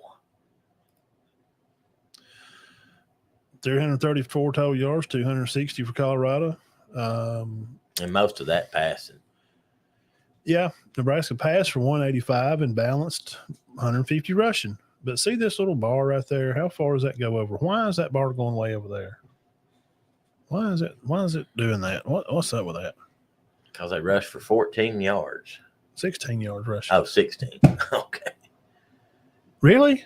I mean, that's all we can do. And what was it against North Dakota State? About the same. I think it was 31 or 41. They've rushed for 47 yards. They are dead last in the FBS. What have they done? Why? How? Dead last. And I mean, I hate that for them. I like Deion Sanders. Well, I do too. And he's catching a lot of crap, and there's a lot of people talking about him, and they're just really bad mouthing him a whole lot. And that Shador threw for 244 yards, 23 for 38, threw a touchdown, threw a crazy pick, just flat footed, sailed the ball from the middle of the end zone to the other hash mark, and the guy just picked it. Yeah, at the 5 and walked in. Just walked in. The running game here. This Ryan Stab, Dylan Hayden, these guys, something's got to happen. 5, 6, 7. Well, they got sacked so 12, much. 15. They only handed the ball off like 15 times. He ran it for Well, that was a reoccurring problem last year. It's the same thing. 28-10, and the game was not that close. Over at halftime. Yeah. I think Matt was being an honorable guy just because of Deion, and just decided to call the dogs off, for lack of a better word. He's a good guy. Matt Rule is. Yeah, I think so. Now let's see. That's next week. I hate how this thing jumps around so much. All right. 42-16 is the final for Alabama. First of all, I guess you can start with the good. The good is that this team they fight back. I like that about a football team. I love to see a team come out and not quit. Alabama usually, just in the brand of football they play, they're usually, if they get down, they'll usually fight back. Yes. That's what most people, especially their own fans, appreciate about getting down, and they're just going, we're going to keep fighting back. You taking off. Man, they're hot. I can appreciate that. Well, let's do positives first. What's a Jam Miller? Do you like the run game? 140 yards. Why is this keep? He had 84. I mean, Alabama had 1/3 of their yards in the last 5 minutes, but he looked great. He had 140 yards. He's actually looking to be their feature back. We thought it would be Haynes. I did, but it's actually Miller so far, and 15 carries, nearly 9 yards a total. I thought, of course, Hollywood was a plus. Yeah, 68 yards, 4 catches, and a touchdown. And Milroe. I mean, what did you think about Milroe?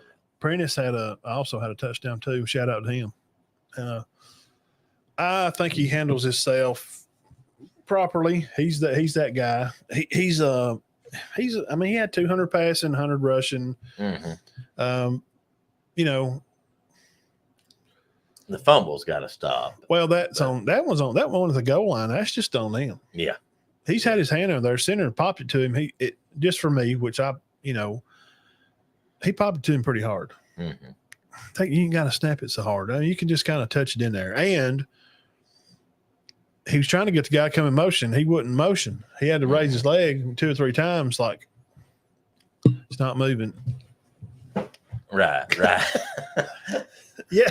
What he's doing, cranking a motorcycle? Hey, go! Come on! I know. So that kind of messed up his timing, and he kind of had one foot turned. Like he was kind of prepared to, turn around and hand it off. Other than that, he didn't throw any interceptions. He threw 2 touchdowns. Yeah, and ran 2. So he did as good as I guess you could expect him to do. Jefferson and Campbell had good games. And Jefferson's out the first half of Wisconsin. Where's Lawson? Is he hurt? No. Well, Jefferson's out because he targeted. They threw him out of the game. Yeah.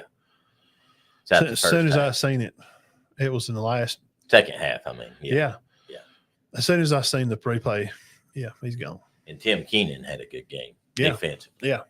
Real good. Keenan, Campbell, a lot. They made there was a lot of guys with a lot of tackles. Malachi Moore had 7. Condris Robinson, Lawson had some. Keontae Sabb got in the mix. Tim Oh, I Smith, see Lawson. Yeah.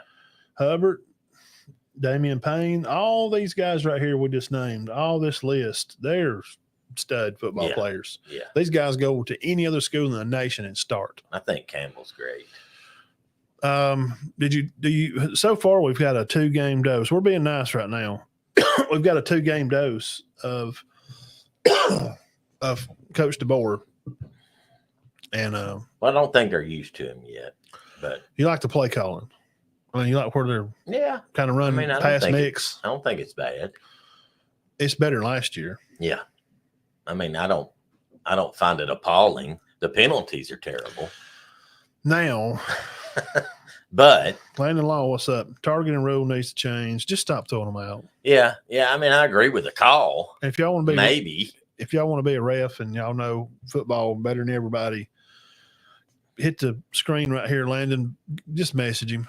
Or Thomas Crusick. Talk to them guys. If you want to be a ref, these guys are basically out riding around working for free pretty much after they buy gas and cheeseburger. I just don't like the toss out. Stop throwing them out. I don't like it. That's what we don't like. Yeah, they don't do it in the pros. They don't do it in high school. And you can't have a targeting call. And I mean, you're throwing kids out. A lot of them don't even. It's not even malicious. The one at Auburn, the running backs are lowering their heads into the defenders. Mm-hmm. Why aren't we throwing out the defender if your face is up? But even if his face is up and it's like this, the running back can lower his head and hit you right in the face mask. Mm-hmm. That's not targeting. Mm-hmm. But it's using the crown of your helmet for whatever. But the offense don't get in trouble for it. That's why we need to stop throwing them out. Yes. Because the offensive guy can lower his head into the defender and get him thrown out. Mm-hmm. Well, I just want it to end where the announcers will shut up. Because it's constant. I think that was a target. Yeah, they got their opinion. I think that was a target. Now, for the bad part of the game, Alabama, they y'all better figure it out. You got to go to Wisconsin. I don't think it's going to be a big deal. And here's the facts that most people don't know, especially the haters, Auburn fans that just they get beat and Bama wins by 30. And they still, it's just being fanatics. That's what they do. Mm-hmm. You tackle was not supposed to play. That was a second team guy. Right. Pritchett broke his hand. I reported on this 3 weeks ago. Mm. I talked about it on the show and on like a Thursday show I did. He broke his hand. His mom gave the report that he would be back and he'd be okay, but they were going to hold him this game because they wanted to hold him till Wisconsin. Mm. They didn't think they would need him. Well, Bama's offensive line coach obviously wasn't paying attention that day in class when he seen that their left end is fast. Mm-hmm. South Florida's defensive line wasn't really bullying Alabama's offensive line. Right. There was some trouble and sometimes. Yeah. It's football. I mean, they're not trash. No. They're not going to win a championship in the AAC or whatever they're in. But they're not trash. No, they're not a bad team. But your right tackle wasn't getting blowed up. He was getting run by. Mm-hmm. He could not handle that guy. He was just straight up. Like I've seen Nick Cones do it 100 times. Mm-hmm. Big nose tackle. Nick Cones, 180 pounds, line up across from him. Yeah, probably wasn't that much. You just see Nick line up on him, think there's no way. I said, he'll be in the backfield watch. He would just turn sideways and just squirt through there. Yeah. That's what this guy was doing. Made 100 tackles one year. Nick, you just, I'm using it as an example that you don't have to be this big old brute. Mm-hmm. Speed kills. Mm-hmm. And old big boy at right tackle over was just getting smoked. Mm-hmm. And he was being fat and lazy and not moving his feet. That's why he was getting beat. Mm-hmm. I've helped coach that position. Mm-hmm. You can see what he's doing when you're having to reach. You're not move your feet. Stop reaching. Don't be. That's why he's second team. Mm-hmm. That's why Pritchett's the starter. And then when they put him in, second play, touchdown. Because he knew how to work him and he knew how to work combo against the guy and how to work him in up the field. That's why he's first team. That's why he's a starter. Yeah, they struggled. And the board set on him and about cost, it put him in a bad spot. No, it's 21-16. But coming out of halftime, Bama should have been up 3 touchdowns. 2 touchdowns taken off the board by the refs for holding by the player because he's holding. Right. DeBoer said it. He said, he's just doing it. And once you do 2 or 3, they're watching you. Trust me. Every time that ball snapped, he's going right at him looking. There he's doing it again. He probably went to him, hey, try to at least get your arm in, okay? This is going to get you. If you keep your arm in, ask Sexton. He coaches hold it. If you can stay in, usually they're not going to get you. But when you go to stretch it. Yeah. When they go to outside your wheel, your box, you're going to get called for holding. Absolute laziness, unfocused, and it's the same crap that we've seen last year from Bama. And if they can't get no better than that, they're going to lose 2 or 3 games. I would say 2 at least. We had them losing 2 anyway. Yeah. Just because of the schedule. It's tough. Got to go to Tennessee, play Georgia. At LSU, and you got Georgia at home. Which is not going to be an easy task. LSU will, trust me, people are saying, Bama may, well, I'm just telling you. Nah, LSU can beat you in a heartbeat. And we play them late in the year. Yeah. I mean, Bama plays the LSU later in the year. They lost to USC, but they easily could have won that game. Probably should have. And, look where USC's ranked now, number 11. They got Tennessee the 19th, and they play Vanderbilt and, well, come on, man. What's the deal? LSU, November the 9th. November the 9th. So that's late in the year. So, dude, the Bama stuff is stop being a fan. Stop making excuses for the guys. They didn't play well. They did figure it out. They put in the right guy in the right place. And, it is what it is. And they're going to figure it out. And obviously they did figure it out because they put in the right guy. And look for them to improve on it in practice and the fumbles. And I don't know. That's just crap. That's just. Oh, one of them was on the 1. That's what I'm talking about, the snap. How do you have a snap like that? What's the problem there? How do you not – Kendrick, that's just silly. You're just not holding on the ball. He got a return coming down the field. You're not thinking. They're not focused. Yeah. Well, I'm sure they probably thought, we'll be okay. But, it's 21-16 with 6:45 left. And it should have been 35 to 16. They should have been ahead. They held Alabama right there, which they didn't. If they had, they get the ball back with a chance to go down and win. But if their quarterback was decent, they could have scored. And if it had been 35 to 16, they could at least scored and made it 22 to 35. Mm-hmm. He could run the ball. Yeah. Yeah. Now, he had trouble passing. Well, they blasted him a few times. He didn't want to run it much after Jefferson popped him a few times too. And Campbell. Jihad, he's a beast. Wow, let me tell you, he's going. Other SEC teams, Jihad Campbell's going to be a trouble for you. So Bama, they're a B game grade for me. Minus. Oh yeah, definitely B minus. B minus, I'd say. Without the penalties, and then not score those 3 touchdowns late, you probably give them a C, don't you? Yeah, C minus, maybe a D. Bro, the score. Without Jackwagon, right tackle, would be in 42, 52, 56. 56 to 16. Bama should have won by 40 without 2 holding calls. Right. Without 2 holding calls. That's the difference when you got starters and backup guys. That's just the way it is. Yeah, you got to have those guys ready. Yeah, they better get ready to play Wisconsin. I mean, that's going to be a tough one, tougher than people think. Now, I think Alabama will come out on the good end of that, but that's not going to be that's not an easy task. And they go up there and they play like that, they'll lose. Yes, very possible. Very possible. You can't turn the ball over and have a bunch of penalties. 100 and how many? 30 yards of penalties? 120, and they had a lot too. South Florida did. Yeah, it was had close. They not had any penalties, heck, they may have won or been closer. They had 10 penalties for 100 yards. So. Yeah, the penalties were. So I don't want to hear Bama fan. Well, if they cheated it, well, South Florida had the same amount. Yeah. Well, they we had a one more. bunch. I mean, that's why the game took so long. God almighty. 23 penalties. Dean, what happened down on the plains? Oh, my God. How did they lose? They're supposed to be better this year. Auburn Tiger fans. And California wasn't supposed to be as good, and they had them at home. And California had their quarterback didn't even play. Mendoza, he's not even. I couldn't even find any rankings on him. The quarterback. I don't know. I don't understand. What They happened? just looked all out of sorts. Now you watched Aaron Murray break down the film. When you the come main in, thing, what do you think happened with the play calling? and I'm not.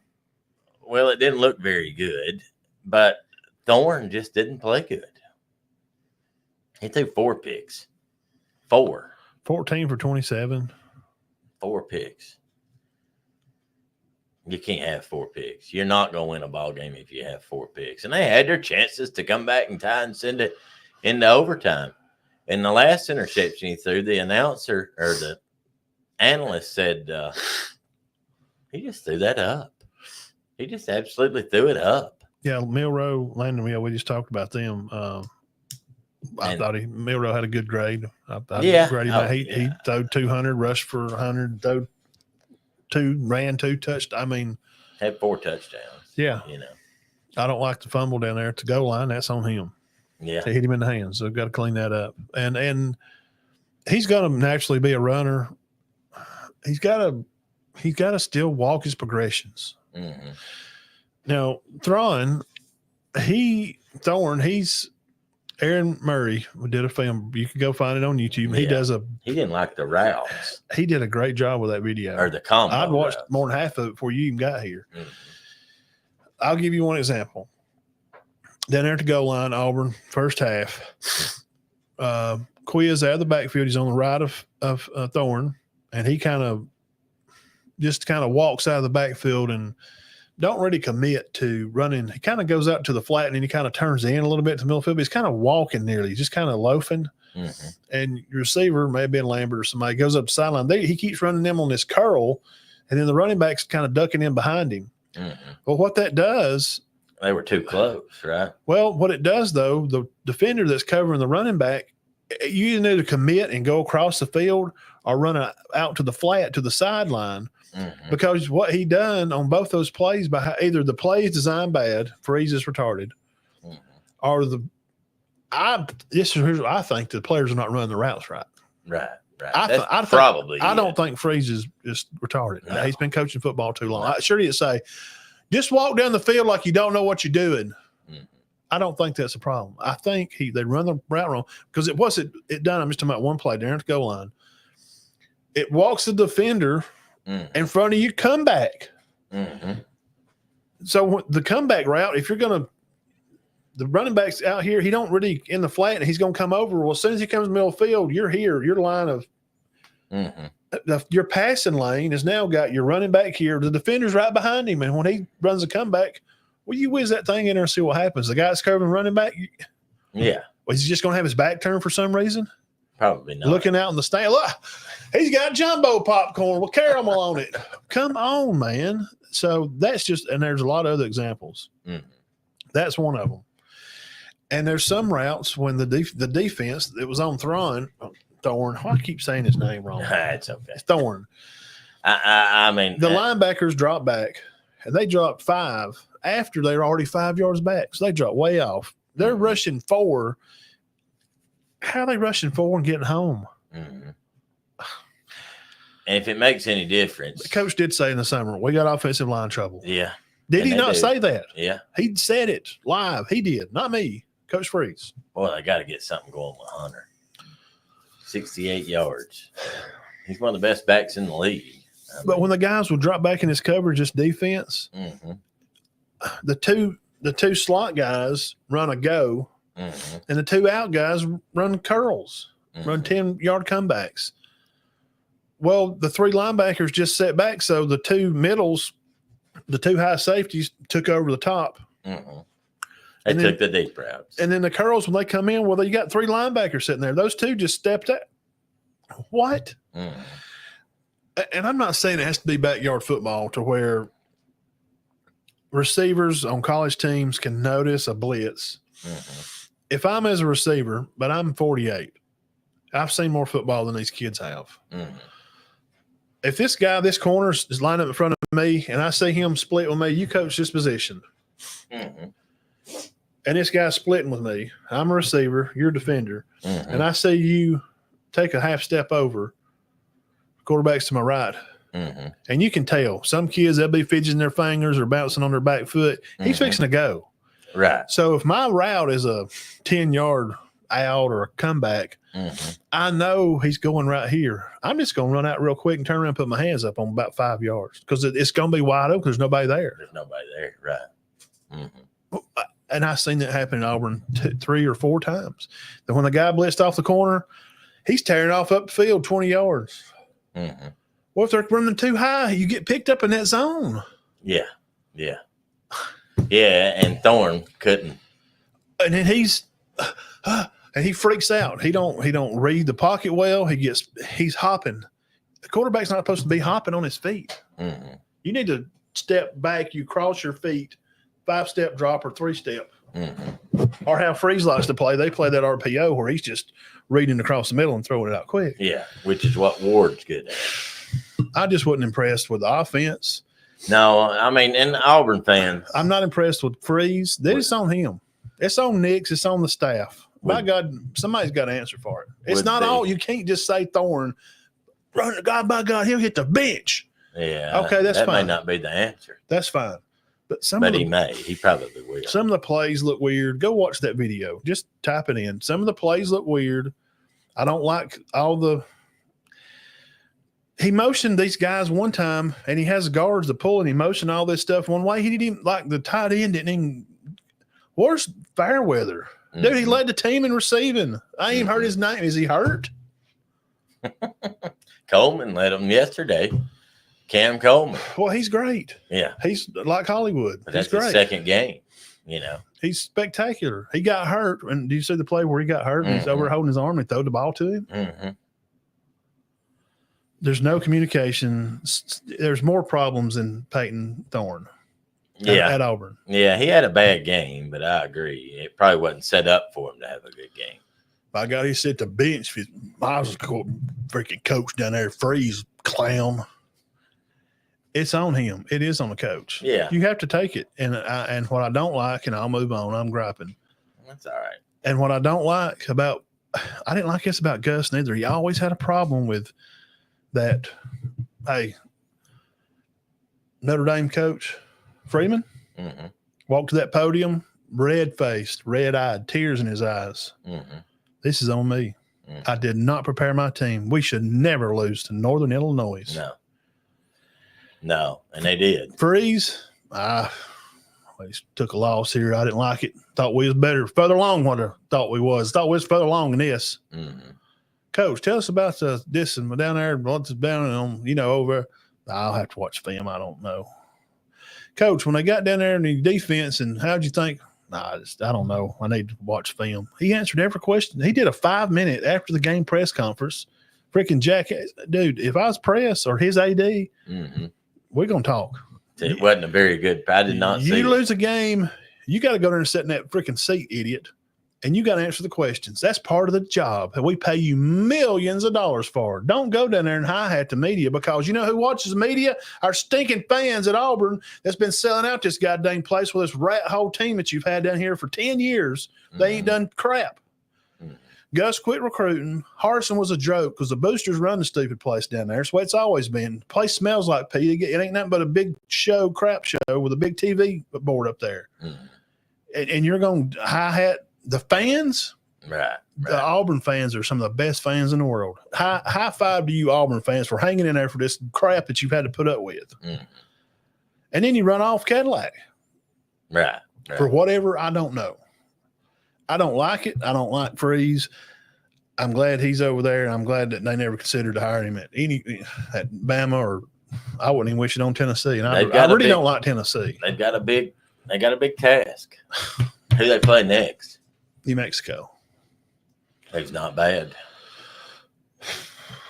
He don't need to lose that New Mexico game. So my gripe, New Mexico nearly beat Arizona. My gripe was really not at It's not at the fans. High five to y'all for hanging in there. Well, no. I mean, My it's gripe not is their with the fault. coach. Mm-hmm. And you got to recognize it. DeBoer, at least the line coach went to DeBoer and said, "Head sit down, coach, holding your mic.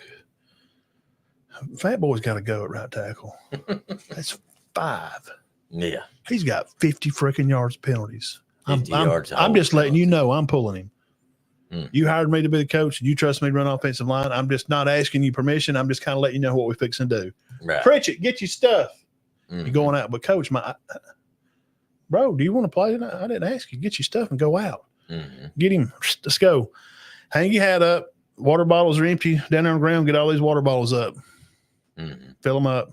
Find something to do because you got a long way to go. Because we're going to put a band on his thighs tonight after the game. Don't go home.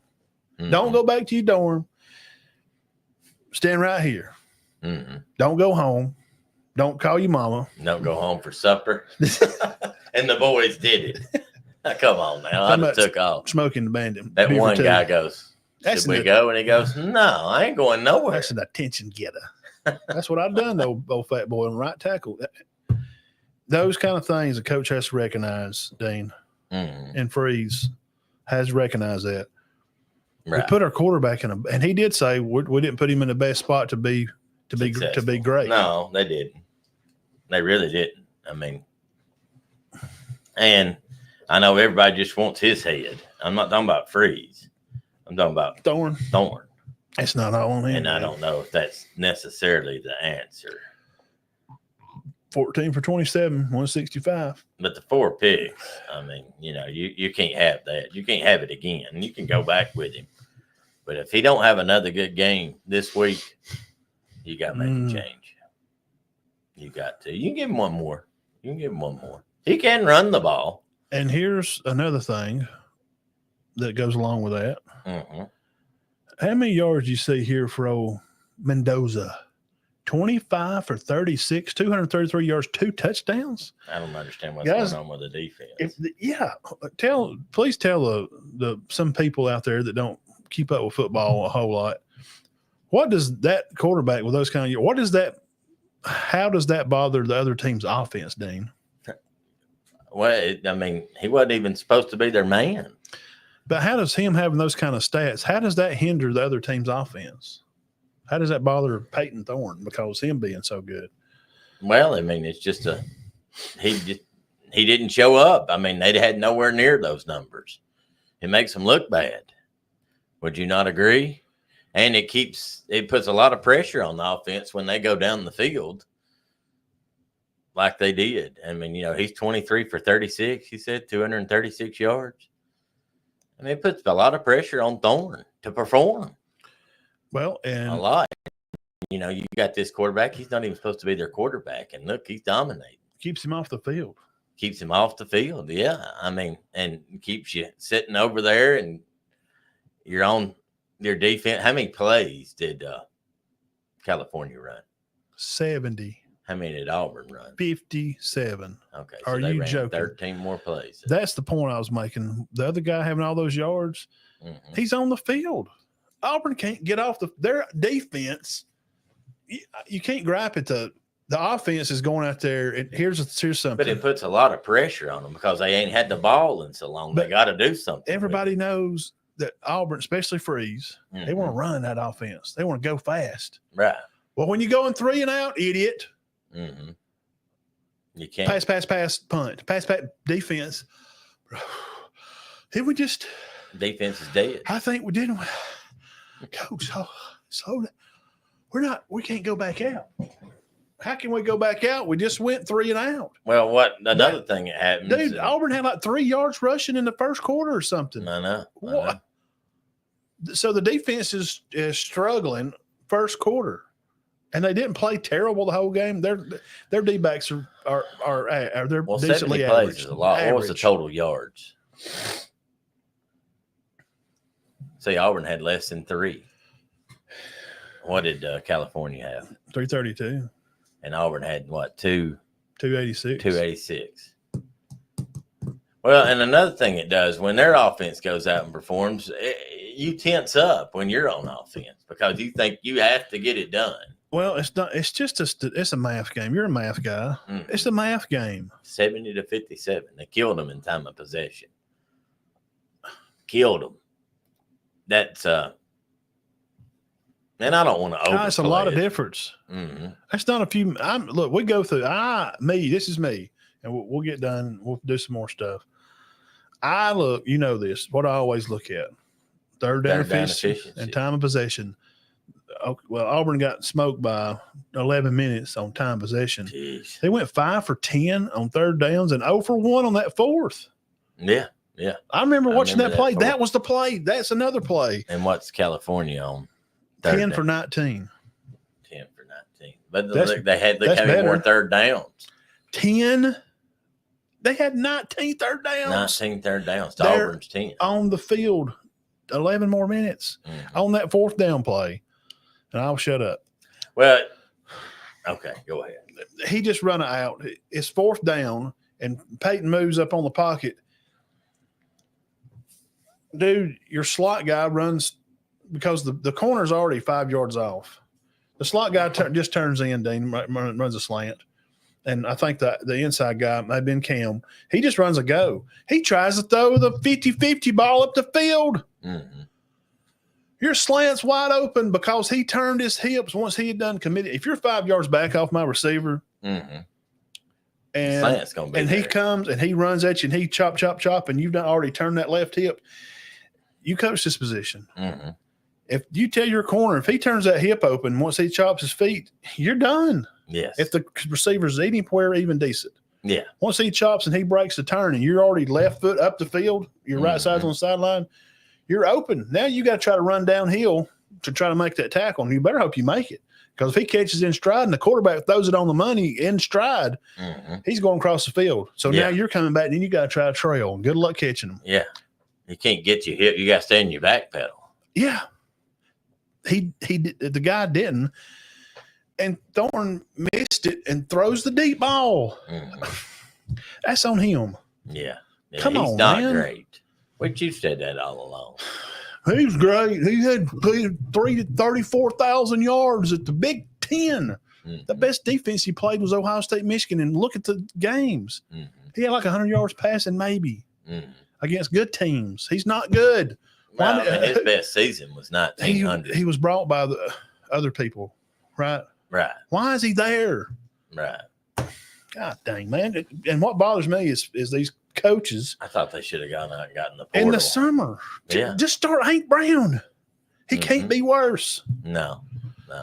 Juju wanted a huge bag, and he's not worth it because he's not a scrambler. He don't fit Hugh Freeze's system. This Deuce Knight kid that they're trying to flip from Notre Dame, he does. But you need one now. Right. If you're going to burn bridges, at least break in Hank Brown, because we already seen the Thorne throw show last year. Right. Stop doing the same thing, Freeze, and expecting a different outcome. It'd been like DeBoer leaving old right tackle, old fat boy in there. Meeting. I don't know what happened. Well, you left the same guy in. He had 5 penalties. That's why there's a problem. Quarterback seems to be an issue for a lot of coaches. They stay with them too long. They do. And in college football, you got to have a good quarterback. He runs the team. Think of the top 10 teams. Okay, you got Georgia's quarterback's good. Ohio State's is good. Texas, Alabama. Jackson Dart, Cam Rising. I'm trying to think if there's one that's not good in the top. The old boy, Al R from Cook. Yeah, Cook. USC. I mean, they're all very good. You cannot win with a bad quarterback. And it's not. Now, I know somebody will say, well, Alabama won it one time with Jay Barker as a quarterback, and he was not great. His stats wasn't, but he was a good game manager. Just top and their 10. defense was unbelievable. We just went through the top 10 quarterbacks. Yeah. Cam Ward, Gabriel, Penn State's quarterback, Aller, yeah. Nico, Cook, Dart, Milroe. All of them's good. Howard, Ewers, Beck. Auburn, do you have a guy that's any close to any of those guys? No. Thorne's not. Dump him. Put him. He might be. How did you let him go all summer? This is the problem I have, Dan. If a coach is watching him, he's out here like this. Here's Coach Freeze right here. He's dope. Run that jet waggle. Y62 zebra. Okay, coach. Okay. They look on their wristband. Okay, yeah. Throws it. He missed that. You see, he missed that. He missed that throw over there. You've seen it all summer. Why is he? Yeah. He looks good against that defense because they're mid. He probably does look good against some of Auburn's defense. They're not real good. No, they're not great. Now, you said yourself you don't think they're terrible. The D-backs are pretty young. I think Champ Anthony, I'll shoot him out a shot. I think he had a decent game. And he's their 3-star guy, plays DB. I thought he had a pretty good game. Right. I know that DB for Arkansas. I'm not getting off the subject. Yeah, go ahead. Boy, I need to change up because I'm done. I told you I was going to get fired up about Alabama and Auburn. Yeah. Well, I mean, it's got to be questioned. Auburn's season's not down the toilet, but now they lose to New Mexico, their season's down the toilet. Well, I mean, who they got? They got Arkansas coming, who looked very good, and then they got Oklahoma coming to town, and then they go to Georgia. They could lose all 3 of them, and this bus is all the tires are flat. You could play good and lose those 3. 6 tires on the bus. They're all flat. They could lose two of those games easily. Taylor Green, wherever spaceship dropped him off out there in hog country, dude, they had 700 yards of offense. This guy's a freak. Is that defense going to be? He had 500 of them. Close to it. Can Auburn's defense that we seen yesterday that couldn't sack Mendoza or whoever he is? No, they can't. They going to do something with Taylor Green? I wouldn't think. Jackson Arnold? Maybe. I mean, he didn't look that good today. They look bad. I'm not high on Okie. I got to mention that. Dang, what the heck happened that game? What? I'm just not high on What happened here? 16-12, Houston? 16-12. Look at the box score. Oklahoma 7-7-2. Bro, y'all are in SEC. You better wake up, Boomer, sooner. It's going to be more Boomer than it is sooner. How many yards did they have? 316. How many yards did Oklahoma have? 250. Oh, my gosh. 75 yards rushing. There it is again. We've seen it this whole season. What is going on? Is there a running back? Hello, tested. Calling a running back. Calling a running back. And people's questioning me when I say Alabama's probably got the best running backs in the SEC. They got Bammer, he don't know nothing. Miller's good. Hello. And his backup. Justice Haynes. Yeah. And Milroe can run it. They got that going for them no matter what. Tell me some more running backs that's got more yards. Please, I'll wait. SEC running maybe backs. Sampson. ETN. No, he ain't played yet. At Georgia? No. So he sat out that first game. Yeah. He's but that Frazier's good, you know. Oh, he's really good. Yeah.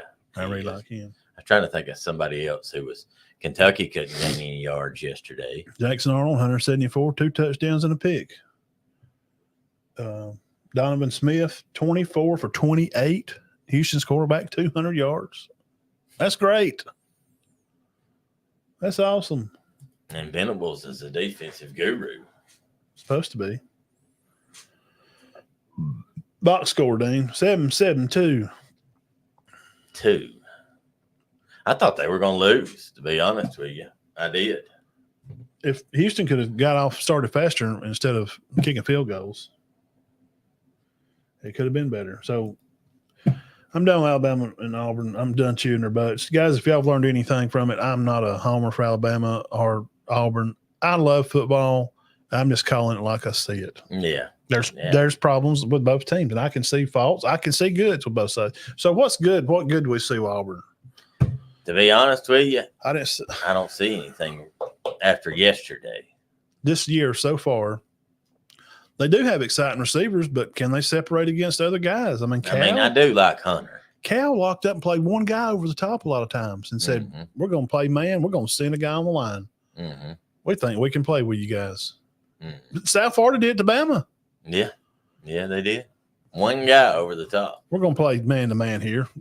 Go ahead. We're going to let you try to see. Well, but the problem with that is Milroe can take off. He runs a 4.40. Yeah, you can't do. He bench presses 500 pounds. Peyton Thrawn benches 175 and runs a 4.8. Maybe. He's a little speedy. I don't think he's a bad runner. I don't either. I think he's okay. But he's struggling in the passing game. He's just like Ashford. Ashford could run the ball for Auburn, but he had trouble passing. Yeah, it's the same exact thing. We've seen a lot of stuff from last year. Rinse and repeat. It's the same stuff ever since Nix has left. There's no developing players. When's the last time Auburn's developed a player? Please, somebody, I'll wait. When? Well, Tank did pretty good. Did Gus develop Cam Newton? No, don't ever say that. No, and please don't. Just there. If I hear that Liberty's Malik was developed by Hugh Freeze, so God give him no ability. He just, Hugh Freeze just showed him everything he knows. No, he's an athlete. Maybe, and some of that offense I was talking about earlier, here's an idea just come to my head. Dean, what if the problem may be a little bit Freeze is stubborn? Definitely is. Yeah. Most head coaches are. I would say most of 70% of them. I'd say 80. They just, it's what I want to do. I've busted my tail all week, and I thank you for your help, but I'm just going to work. I'm going to be the one getting fired, so I'm going to be the one calling the yes or no. Do you think Freeze, some of his trouble may be in his head? He's still calling plays like he's at Liberty playing these pinky dinky do teams. Is that could be? Is that? I'm just thinking right now. He Could forgets you're in the SEC now. You're not. Well, you ain't even played an SEC opponent yet. Just wait. I know. If that's the best you got, Freeze, you're going to probably just win 6 games again this year. California's not. Now, I love my daddy, and he knows football, but he said, California's pretty good. I said, Daddy, I don't think they are. They're not going to win 10 games. No. They'll win 7 or 8. They wasn't supposed to be as good. They were not supposed to win that game. Their quarterback didn't even play. Their tailback didn't play a lot. I thought he was going to be out the whole game, but he did play some. He was banged up. Oh, Ott. Yeah, Ott. What did he have for the day? They didn't rush for a lot of yards. Most of it, what they rushed for? 11 yards, 10 rushes. They rushed for 90 something. Yep, 100 yards. Right at 100. Auburn rushed for 122. 230 passing. The defense. You got to get that ball to Hunter. You just got to. They got. You need to be run first. You don't need to be throwing it 27 times and running it 30. It seems to me maybe 37 runs, 20 passes. But yeah. It seems to me Freeze is trying to show out for these recruits. They're standing on the sideline. He's so worried. He knows that the future of their program is in this recruiting class and next year's. They had number 1 recruiting class for 26. They're dropping because Georgia's coming in, Miami's coming in. Alabama's coming in. Well, Miami's going to start pulling. Well, and Auburn sees already they fell from number 1 for the 26 class, but this 25 class, they're like number 6, 5 or 6. And people's talking about they could take the number 1 class. There's not enough 5-stars for them to do that. Bama's got 6 5-stars. They don't have – they would have to flip 5-stars from everywhere because there's not any left. I think Justice Terry's like a 5-star that's left, but he's probably going to Georgia, big lineman. Right. He's trying to – here's an old car trick. I'll use a car synapse in car shows and, working on cars. Going or fixing to pull into a car, you don't want to clean your wheels with this, but you could take Windex on these old wheels, how we would go to car shows. You can spray Windex on your wheels and wipe it off, and it makes them kind of shine and look good for a little bit just to pull up at the show. If you don't have Armor All, then do your tires, it'll look good. You don't want to clean your wheels with Armor All. I mean with Windex, but it'll clean them. That's what Freeze seemed like he's doing. He's just putting that Windex on the wheels, not getting a wheel cleaner. Like to build a real football team, you got to go to the high school rankings, and he's doing that. And you got to start with offensive line, not wide receivers. Right. Yeah, you got to get that. It looks great to put a 956 blower on a 78 Pinto with 1,000 horsepower engine, and you left the stock rear end and transmission in it. Dean, you're not a car guy, but if I told you I put 1,000 horsepower motor in your car, what would happen to the transmission and the rear end in it? What would happen to it? Just blow up. It's you got to build the rear end first. You don't just put 1,000 horsepower out front with twin turbos. We're just going to put twin turbos on Dean's car tonight and see what happens. It'll destroy the transaxles. Right. He can't handle it. So and he don't even have a guy that can throw the ball hardly to him. And the offensive line can't protect for him to throw the ball down the field a lot of times. Right. You're talking about running 5-step drops. How long does it take for a 5-step drop to play? And a guy to run, well, if he runs a 4.5 and he's running 50 yards, well, that's 5 seconds. You got 5 seconds to block me, fat boy up on the line. And you're like, I'm lucky to get you 3. Yeah, 5 seconds is an eternity. Then run slants. If your offensive line's in trouble and they're not doing good, stop running down the field. Just throw quick plays, bubble screens. Go watch Oxford. Just Hugh Freeze, text Coach Sam Adams at Oxford. I'm sure he would help. Bubble screen left, bubble screen right, draw in the middle. Play. They didn't run one bubble, not one draw play, not one middle screen. So that tells me Freeze ain't even thinking. Right. I think he's got a drinking problem. I'm not joking. Does he drink? I don't know, but something's wrong. Yeah. His assistant's got to be up there in headset going, what's he doing? Let's run that bubble we run at practice. Nope. Throw it down the field. Make these commits over here. I want them happy. I want them to go, yeah, did you see that big play? He's showing out for some 17-year-old kids on the sideline. Stop Windexing you freaking wheels, you Freeze.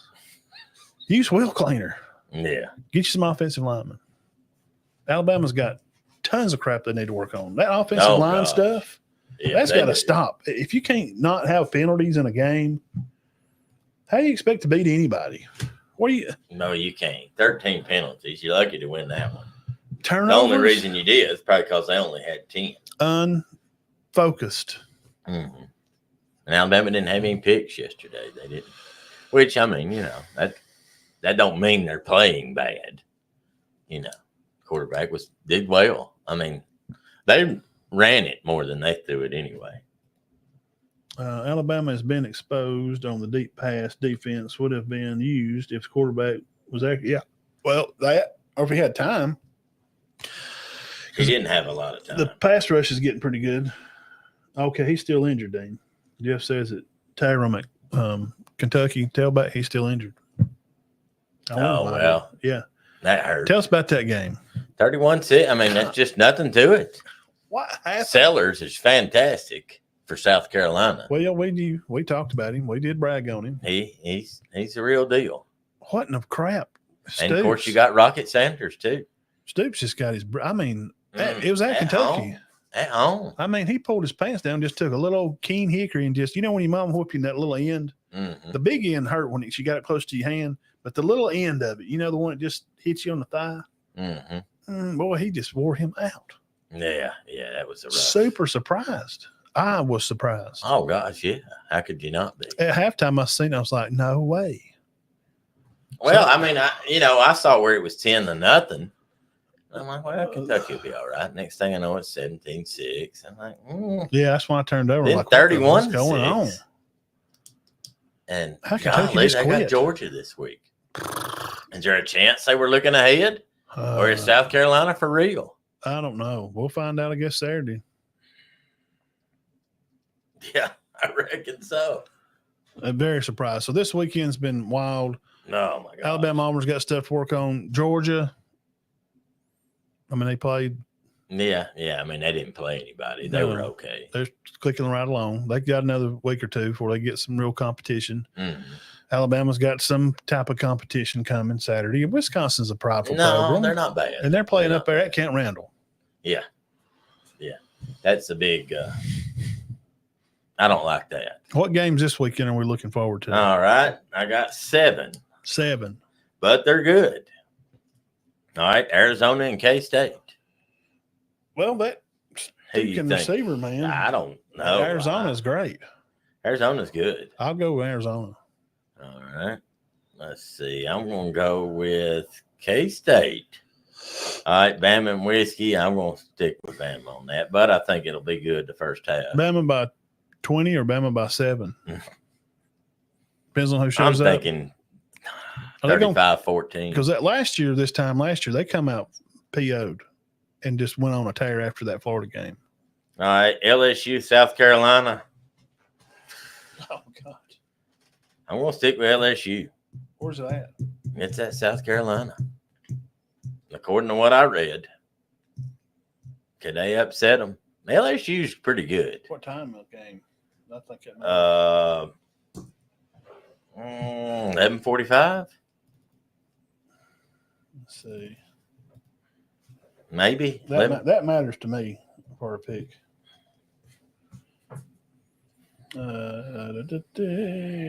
It's an early game. Mm-hmm. See, Alabama is too. So is Arizona and Kansas State.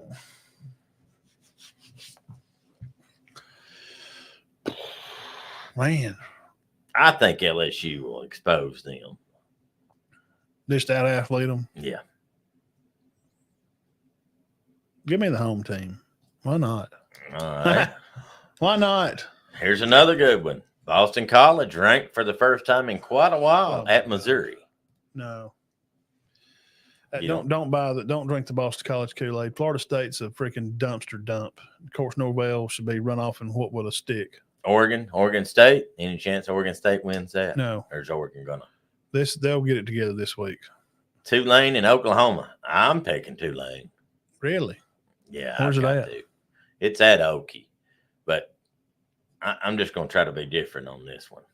Because you went different on the South Carolina. I gotta go different on that one. Yeah, give me Oklahoma. It's at home too. Coach Venables will. Possibility for being a good game. Well, we watched Tulane. We watched them some of that in here. Yeah, they look good. They're always a pretty good football team. Ole Miss at Wake. Possibility for being a good game. I don't think so, but I guess it's possible. And then Georgia and Kentucky. I'm gonna stick with Georgia by 30. Georgia. Kentucky struggles with Georgia anyway. They just let me down this year. So Let's pull that's the 7. Obviously, guys, that's not the only 7 games, but that's the 7 big matchups. And that's a pretty good lineup, especially early. You got Arizona, K-State, Alabama, Wisconsin, LSU, South Carolina, all on at the same time. Oh, God. Every one of them. I'd put it on 04 screen. Then the 2:30 lineup, you got BC at Missouri, Oregon State, Tulane and Okie, and then I think you got Ole Miss and Georgia in them that night. I've noticed this year they've gone back to the better games are early. You notice that? Yeah. They've completely gone away from that. Nobody played at 11. But they've kind of gone back. And there might have been some complaining. Hey, look, man, give us an early game here and there. I'm tired of this 2:30 primetime stuff. When I was growing up, the big games were at 11 and 2:30. There wasn't no big night games every now and then. Well, you got to be accommodating to the ticket holders. And the earlier games are a little harder to get to, but it's cooler in the day earlier. But when it starts to get real hot, you're about done with the day. Right. Where if you go out to a night game, you're going to probably get there about the time it's still going to be hot. So, yeah, look forward to it. And we don't pick a college player of the week, but I got to give a shout out to Green from Arkansas. I mean, he's got to be my player of the week if I had to pick one for college. Yeah. I mean, my gosh, 500 yards. That's rushing and passing, but still. Yeah, it's amazing. And shout out again to Alvin Henderson. 10 touchdowns in a high school football game. And bless his heart, they lost. That's the worst part of it. That's got to sting. We need to get him on here. I need to get him on the show. 435 yards. Probably had more than 500 all purpose. Because he run back one of them kickoffs a little bit. And I'm sure he caught a pass. I think I could get him on here and talk on the show. Which they might have just ran him on. He don't do a lot of interviews, but he's got about 600 or 700. And shout out to Zayden Cook. Yeah. Who is Jermaine Harris's son. Yep. He's got 897 yards, guys, in 3 ball games. 3. And according to Max Preps, that is number 1 in the country. Now, I don't know. That's what I was told. That may be the state, but somebody told me that Because Alvin does too. number one He's got 803 in the country. because he had 500 the other night, and he already had 300 something coming in. That's So- $2.99 a game. So Alvin's got 900 for the season already. And let me tell you something. That Mount Zion team that he played against was good. And he's played. And he ripped them apart. They played another game over there than we have here too. Yeah. Yeah. Henderson probably got the yards per game average. And, Elba's going to go deep. So Henderson may end up with 4,000 yards. Yeah, look at his stats. Go look at his career. I think, Georgia's going to be a little tougher. 9,000 yards. Georgia takes the top 32 now. It don't matter if you win your region, you go. But let's say, we finished 9-1, second in the region. Yeah, your power ranking's terrible. You're not going to play. Yeah, you didn't play a good schedule. Yeah. You're out. Sorry, buddy. But if things work out, Chituka could go. I don't know. I don't know what's in 1A. But he definitely in line for a 2,000-yard season, which would be the first. And I think the all-time leading most yards for a season up there is 1,700. So he's definitely on pace to break it. Foster. It was not a Foster. It was a Wiggins. Foster is the career leading rusher. He had 1,600. So you got a guy with 17 and a guy with 16. And Cook's already got 900 in 3 games. Yep. Yeah, y'all have a good week, and congrats to Zeta for yards and Alec for player of the week. We'll see you pretty soon. Other news: NFL played today. Seen the Eagles won. I seen some squash. Did Atlanta win? No, I don't think so. Okay, it was 10-9. Did they win? I shared it on the page. I put it up earlier. I'll tell you right here. I know the Chiefs won. We didn't even mention Notre Dame. I don't even want to talk about Notre Dame. Heck with that. That's stupid. Then they got Northern Illinois ranked. Saints win 47-10. Dolphins 2017. Patriots 16-10 over the Bengals. Cowboys won. Buccaneers won. Lions are tied. Chargers beat the Raiders. Seahawks beat the Broncos. Dolphins won. You said that. Bears. Caleb Williams won his first game. Bills beat the Cardinals. Yeah. I'm a Bills Mafia guy. Texans beat the Colts. We actually think the Texans will be pretty good. Patriots beat the Bengals. Vikings won big. Saints won big. And the games left are tomorrow night's the Jets and the Jets play tomorrow. 49ers and the Rams. And the Rams are playing right now. Let me see how my fantasy team's doing right quick. Our top 10 college picks. Dean's, he's got Georgia, Ohio State, Texas, Bama, Ole Miss, Oregon, Miami, Tennessee, Utah, and Penn State. At 10, I have Texas 1, Ohio State 2, Georgia 3, Ole Miss 4. I got Alabama at 5, Tennessee 6, Miami 7, Utah 8, Penn State 9, and I got Mizzou at 10. So we forgetting about Mizzou. They got to be my 11 and USC 12. They have we got a lot of the same teams. You like Georgia, Ohio State, Texas, Bama for your Final Four. Mm-hmm. I got Texas, Ohio State, Georgia, Ole Miss. Mm-hmm. I'm punishing Bama. You can't play like that and not get something. Well, the only reason I kept them at 4 is because they did stretch it on out there. Had they not, there's no way I could have. And it should have been 4. 50 because they had 2 touchdowns called back. Mm-hmm. I just didn't like the performance. Don't like the attitude, unfocused. At Auburn again. Todd, one of their linemen, somebody tell me, he had on 2 mouthpieces hanging on his mask. Mm-hmm. Why did they let that happen? Why does the coaches put up with that crap? Mm-hmm. Why do you have 2 mouthpieces hanging on your helmet and they don't wear neither one of them? It seems to me like you worried more about a fashion show and look at me, coach. Mm-hmm. Yeah. Than playing football. And that's why you lost a stupid game. I hate that they lost that. That's really. crap. I was not for California. that jack crap that Bama did that year, same kind of crap. Got their shorts, their pants pulled up way over top of their knees. Mm-hmm. They had to wear their mouthpieces on top of their helmet. What a joke. We put that thing in. What a joke. That's what we're doing now. I'm gonna wear a Mhm. green or orange mouthpiece in my helmet. That's fun. That's the way it is out here. Bro, don't let me. Whoa, man! I tell you right now, don't let me be a coach and say we're doing the wrong stuff. Totally looking at the wrong thing. We're trying to win football games. It's not a fashion show. No, it's definitely not. Why is the guy got on two? I know why. I'm being facetious. Mm-hmm. It's my word for the month. I'm trying to use it in sentences. Facetious. Yeah. Yeah. I know why.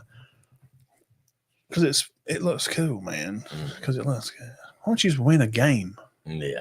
Quit worrying about what mouthpieces you got in. Fat boy. Well, you know, and I'm fat too. I can talk about you. I don't you care know, crap. kids. It's ridiculous. High school, middle school, pee-wee. Probably not pee-wee so much. Oh, it's worse. You're sitting in the big pee-wee teams out in Texas. Oh, I didn't think they did that stuff. Oh, yeah. They see them do it. That's where they do it.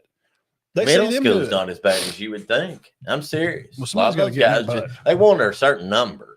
But as far as, hey, let me wear this, let me look at this. You know what? Shador, like he's got on a $8,000 diamond necklace. Mhm. And he jogged off the field 2 minutes left in the game. What's up with that? No, I didn't see that. Yeah. Was he hurt? No. They said he was. Hmm. Boy, that stuff I just don't. I'm glad I ain't coaching because they asked me to coach over here about a few years ago. Hey, you gonna come back and help? Oh no, man, you used to do it over here. You know your son's grown now and you have time to Mhm. No, they won't like me. Mhm. I've calmed down. Mhm. I feel bad about stuff I said to my son. Right. I was hard. Well, you got Now, to get the most out of them. I didn't cuss him. I've never asked any kid that played for me. I've never insulted, never called him stupid. I say, quit acting stupid. Yeah, that's different. Never called them names. I don't cuss. I don't use bad language. Mm-hmm. But by God, you don't have to be good to try. No. And that crap with the two mouthpieces hanging on, dude, I'd have went over and just took them off and said, Coach, and then you can talk to them calm. I had kids quit on me. Hey, that's fine. You quit. Don't come back. Because if you quit right now, you'll quit on me in the fourth quarter when I need you a minute left in the game. Don't come back and say, Coach, I'm sorry. No. That's not how I work. I can't coach these kids. They don't want me out there. Hey, I had a kid in a basketball game one time. I'm serious. I'm not going to call his name. And I'll give him credit where credit's due. We're down 3 with a minute left. He asked if he can get a break. I'm like, what? Can I get a break? I'm like, no. Go in there and score 4 points and let's win this thing. Yeah. And he did. Yeah. The kids, and as coaches, we can see their potential. And they can't because they're young, they're kids. He scored the next 4. Yeah, and your job as a coach is to mentor them, be good Christ-like examples to them, and get the best out of them. And sometimes that requires kind of being what they call being a butthole. Well, I wasn't a butthole to him. I'm like, why do you want out now? No, just go score. All right, I'm just saying it happens. I forgot about it. I just come in my head. I don't like that. I think if that's where Auburn's at, and I seen that, and all the schools, yeah, a lot of kids do this stuff, man. Oh, I know. They're more worried about what they look like. Was it year before? It was Alabama. I went. It was last year before last. They had their mouthpieces in their helmets in that hole. Mm-hmm. I would have went nuts. There's no way Saban. He'd got that's when I knew he's kind of getting senile. Mm-hmm. He's not seeing this stuff because they don't do it during warm-ups. When the game's going to start, they stick these mouthpieces in their helmets. Because Bo Scarborough on the Bama YouTube online store, on their show, he comes on there. Bo said, let me go there. And he said, I'll slap a brother's face off.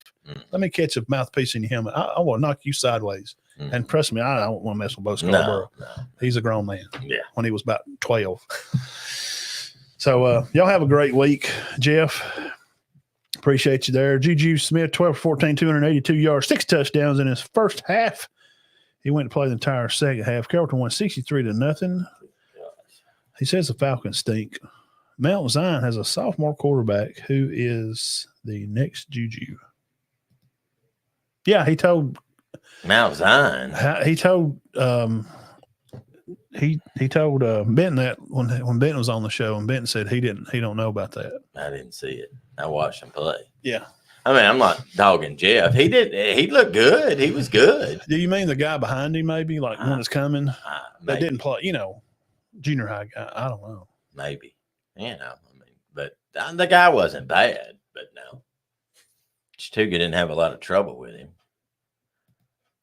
Carson Kimball from he's Bremen quarterback is still with a spinal fusion, still can't use his legs. Head coach and girlfriend presented him the crown at bedside. Oh Lord. Yeah, I've seen a lot of guys. Yeah, a lot of prayers this week for. There's just a lot of bad stuff going on with that school. The shooting school down there in South Georgia, over there in east side of Georgia, around Winder, Georgia. Mm-hmm. I just know where that is because I worked around that area. A Kid fall on his neck and broke his neck, dead at football somewhere. South Alabama. Says a normal tackle. You just did his head. The kid at Weaver went out walking on his own. I mean, left hospital. Okay. He's good. So thank God for that. Yeah. Well, I always want to think about those people. Kids getting hurt, I can't stand it. No. I hate it. To see somebody lose a season. And especially lose your life. How in the world do you even turn football on again as a parent? Good Lord of mercy. All right. Y'all have a great week. Keep your heads clear and your hearts full of God. See you Tuesday night. Do some more college breakdown. We'll dig into some games for the weekend. All right. Tuesday Y'all have night, a good week. 6. Yeah, good luck to everybody traveling teams in our county. Go win. Yes, sir. Win them all. We'll see you at Cherokee County Friday night. Be out there for a little bit and probably run up Cedar Bluff. That's the plan right now. Depending on weather. Right. It's supposed to start raining Thursday. It's rained every Friday. I did not get wet at Collinsville. Clouded up a little bit. Hey, some things just happen on certain days. Well, we need rain. God sees fit for it to rain, and that's his job to say it rain, not me. Seems like it rains on the weekends. I was telling Matt before we went on. I only get contacted by people on Sunday and Monday. Sunday at 5:50. What are you doing? I fixed going to show. Y'all still doing a show? Weed eating? What are y'all talking about? Cattle herding? Hey, all day. Missed call. Nothing. Game no time message. or Friday night about 6:40. Yeah. Hey, what are you doing? I'm working a football. Oh, football? Well, it's 10 o'clock at night. No, bro, it's almost 10 till 7. All right. God bless everybody. Y'all have a great week and come back and see me Tuesday night, 6 o'clock. See y'all. Peace.